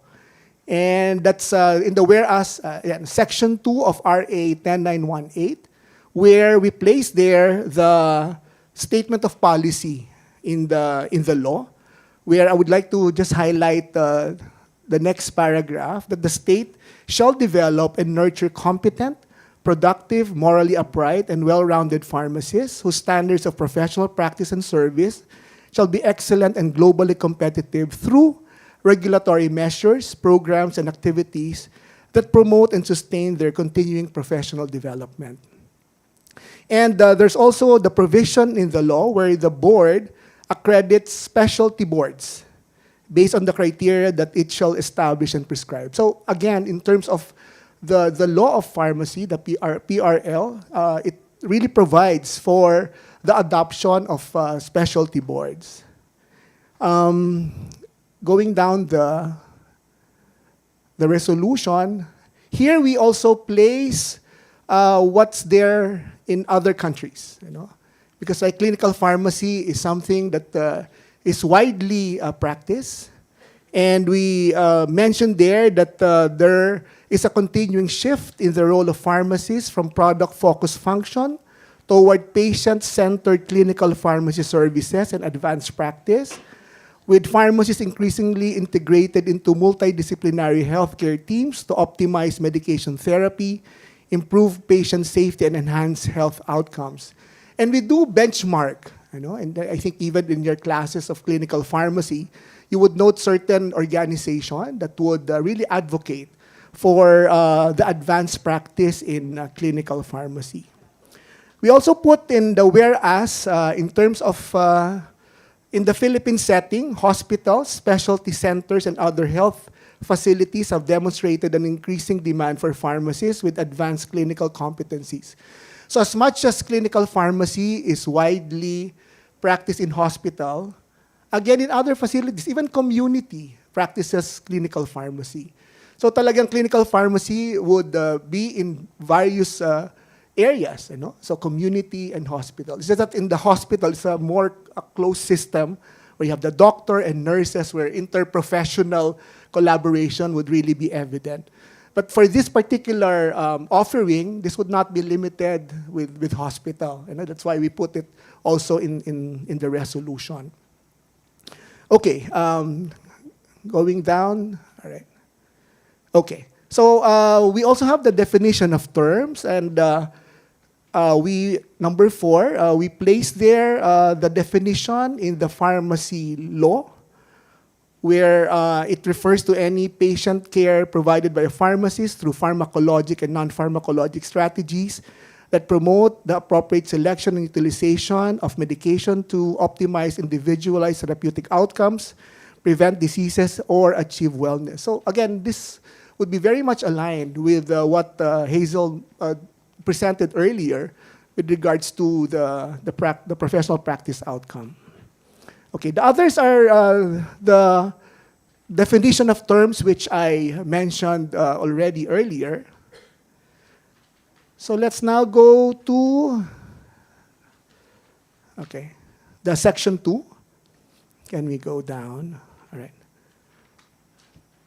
So again, this would be mostly or all would be the definition of terms in the previous section. So here, as part of the requirement, we have to include what are the career pathways of the pharmacy profession. So again, if you like to upgrade or have a higher level of qualification, mainly we have 2. The academic track, which is more clear or clearer, master's, PhD. So we put it there. And of course, the professional track, which we are discussing right now, in terms of certificate in advanced practice in clinical pharmacy, and the certificate in highly advanced practice in clinical pharmacy, when we talk about the level 8. But again, we would develop first yung level 7. At least meron na tayong initial na qualification, for the pharmacy specialization. Okay, and down the line, so this is where the PQR would be discussed in terms of the Philippine Qualifications Register as far as the certificate in advanced practice in clinical pharmacy is concerned. And can you scroll up? Okay. So basically, that's the content of the resolution. It mainly would be a covering of the LAM. This would be part of the submission, and also that we need to provide as the initial step when we proceed with certification for pharmacy, for clinical pharmacy specialization. So can we now go to the slides? And we go back to, okay. All right, so again, to provide more context, because earlier Ma'am Rosie mentioned there's a need and the urgency for that specialization, and there would be takers, merong interesado to proceed with the specialization. Of course, this is the Hospital Pharmacy Management Manual developed by the DOH, and explicitly mentioned the requirement for clinical pharmacists. And I put there that if you have such a plantilla, whether it's in the government or private, so kahit nakalagay sa inyo clinical pharmacist, if you finish or if you get certified, given this program, then you could be called the clinical pharmacy specialist or clinical pharmacy specialist.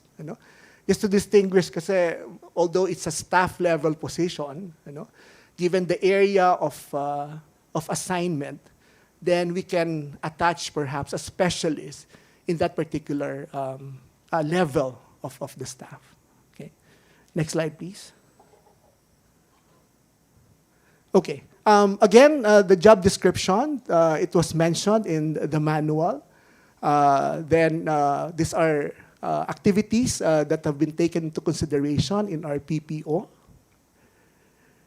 And similarly, in terms of the direction of having antimicrobial stewardship program in hospitals, as much as normally or routinely this is being done by a clinical pharmacist, but this is just a component of the many clinical pharmacy activities.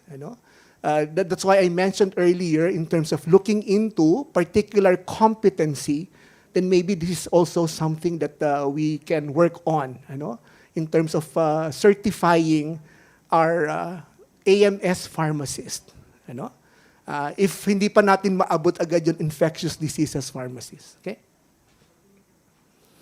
Okay. Of course, you would be aware also about the BPS. We are continuously benchmarking sa kanila 15 specialties worldwide.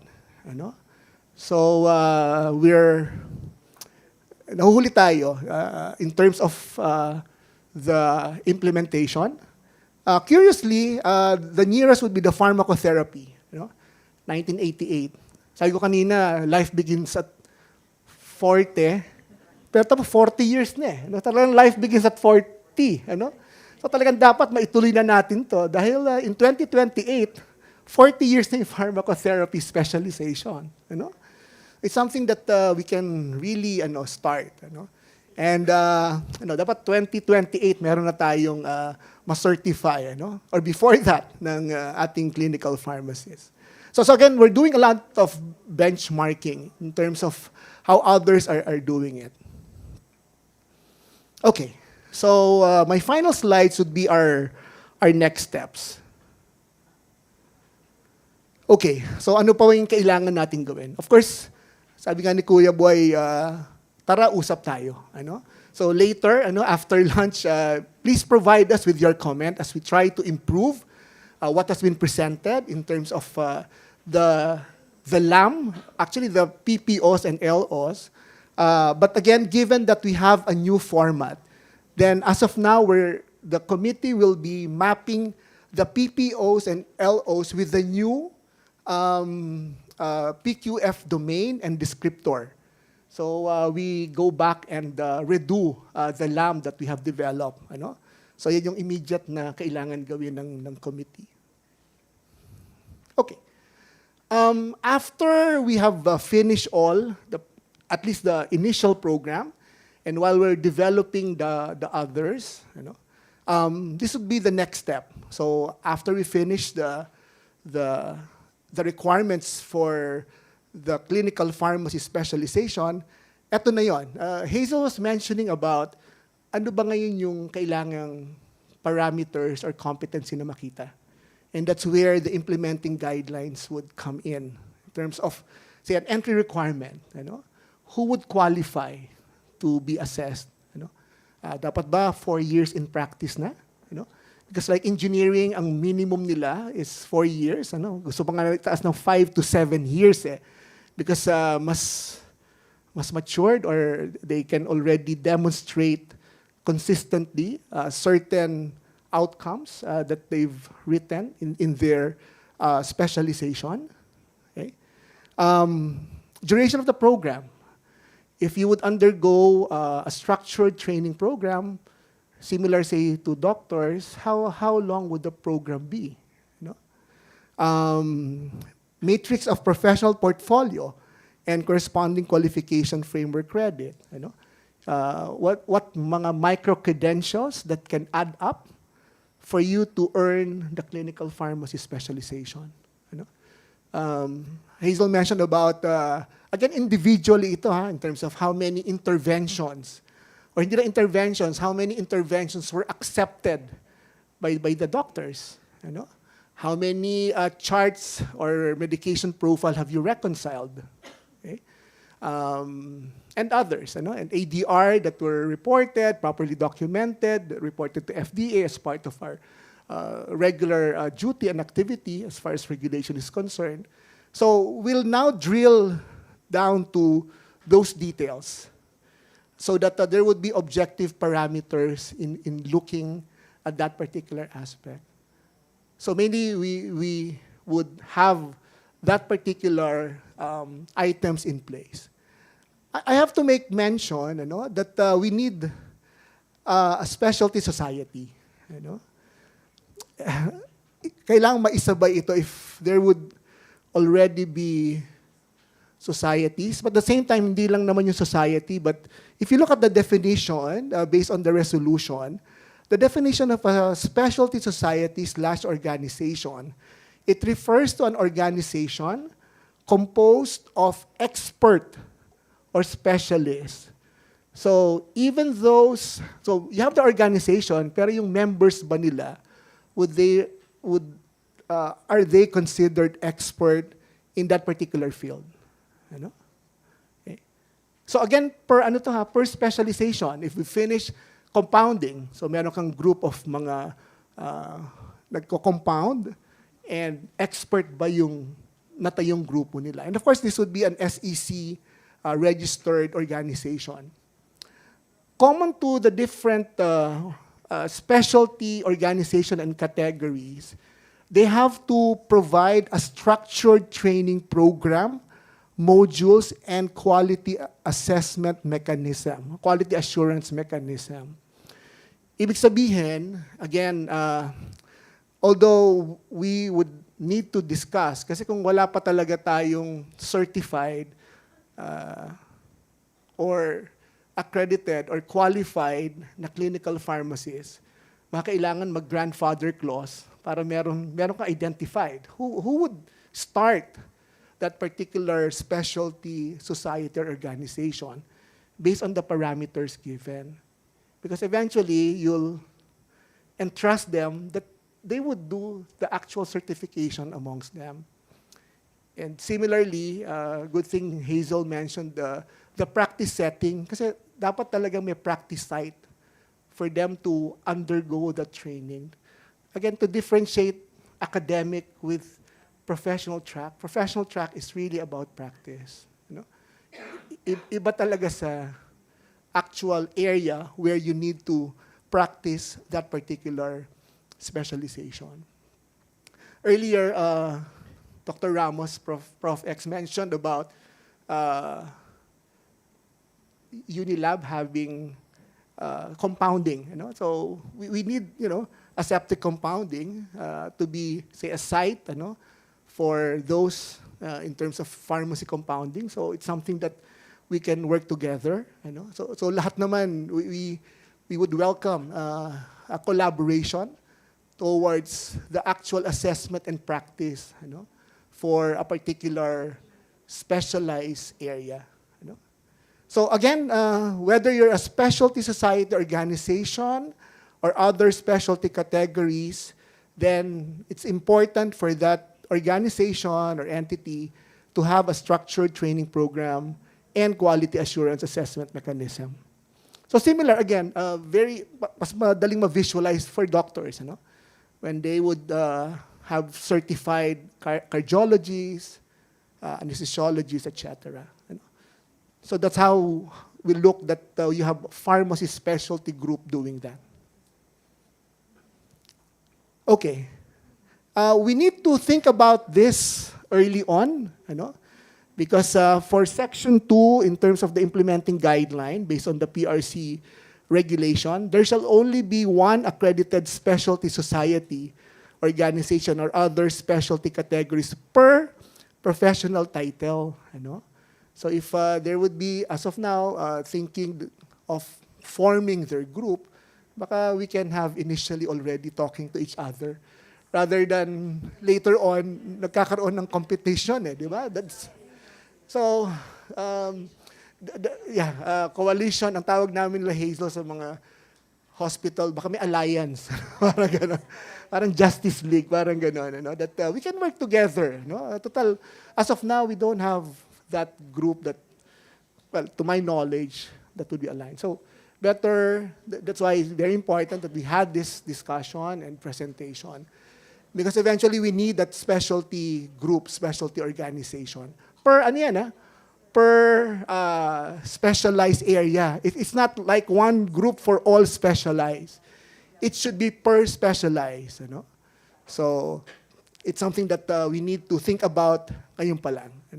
Otherwise, ang nakalagay dito, in cases where there are two or more specialty societies or other specialty category offering the same specialization in one profession, the board, through the profession CPSP, will facilitate a coalition. Bakit pa? Ngayon, now na. Oh.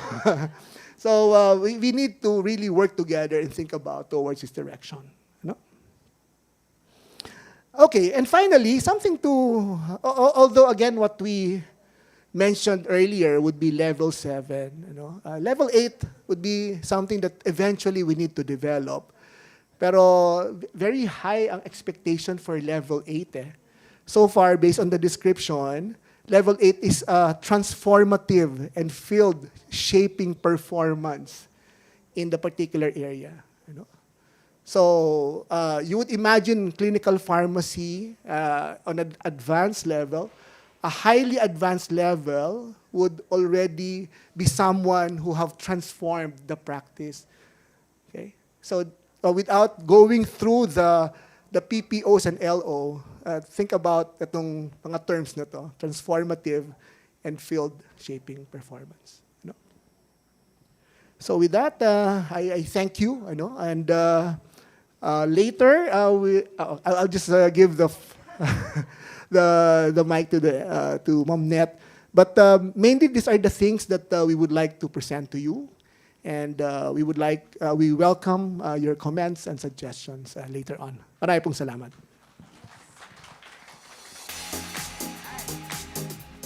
Na-excite po ba kayo mas lalo? Yes, okay. So thank you very much, Sir Aldrin, for that very clear presentation on the draft resolution. So, kung akong tatanungin nyo, ano yung takeaway ko dito sa morning session natin, I think yun yung continuing education really is now becoming more inclusive and more equitable. Academic track becomes as an equal of the professional track. Kaya inclusive siya at more equitable. So, Sir Aldrin also highlighted that after this, we need to look into the next steps, particularly on the drafting or establishing the implementing guidelines for the CPSP on clinical pharmacy. And of course, importante din that we create, as to the next steps, the creation of implementing guidelines for the creation of specialty societies or other specialty categories. And it was also highlighted that collaborations really would be the driving force to make these things really happen. So wag na tayong mag-antay sa dulo nung forming ng coalition from the PRC CPSP, but ngayon na tayo mag-usap-usap at mag-form na ng ating coalition. Okay? So with that, ito na yung siguro inaantay din ba natin to? Yung ating lunch, okay, lunch break. So bago po tayo mag-proceed sa open forum, this afternoon po yung ating open forum, no sir? So we'll have first our break, yung lunch break po natin. So again, doon po tayo sa labas because hindi po allowed na kumain po tayo dito. So I hope in as much as nabusog tayo sa napakaraming mga information, relevant information ngayong na na-deliver ng ating mga CPSP committee members, kailangan din po nating maging physically nourished. So let's have our lunch. Bon appetit. See you all this afternoon po, 1 o'clock for the open forum. Thank you very much to our online participants. See you po ng 1 p.m. Happy lunch po.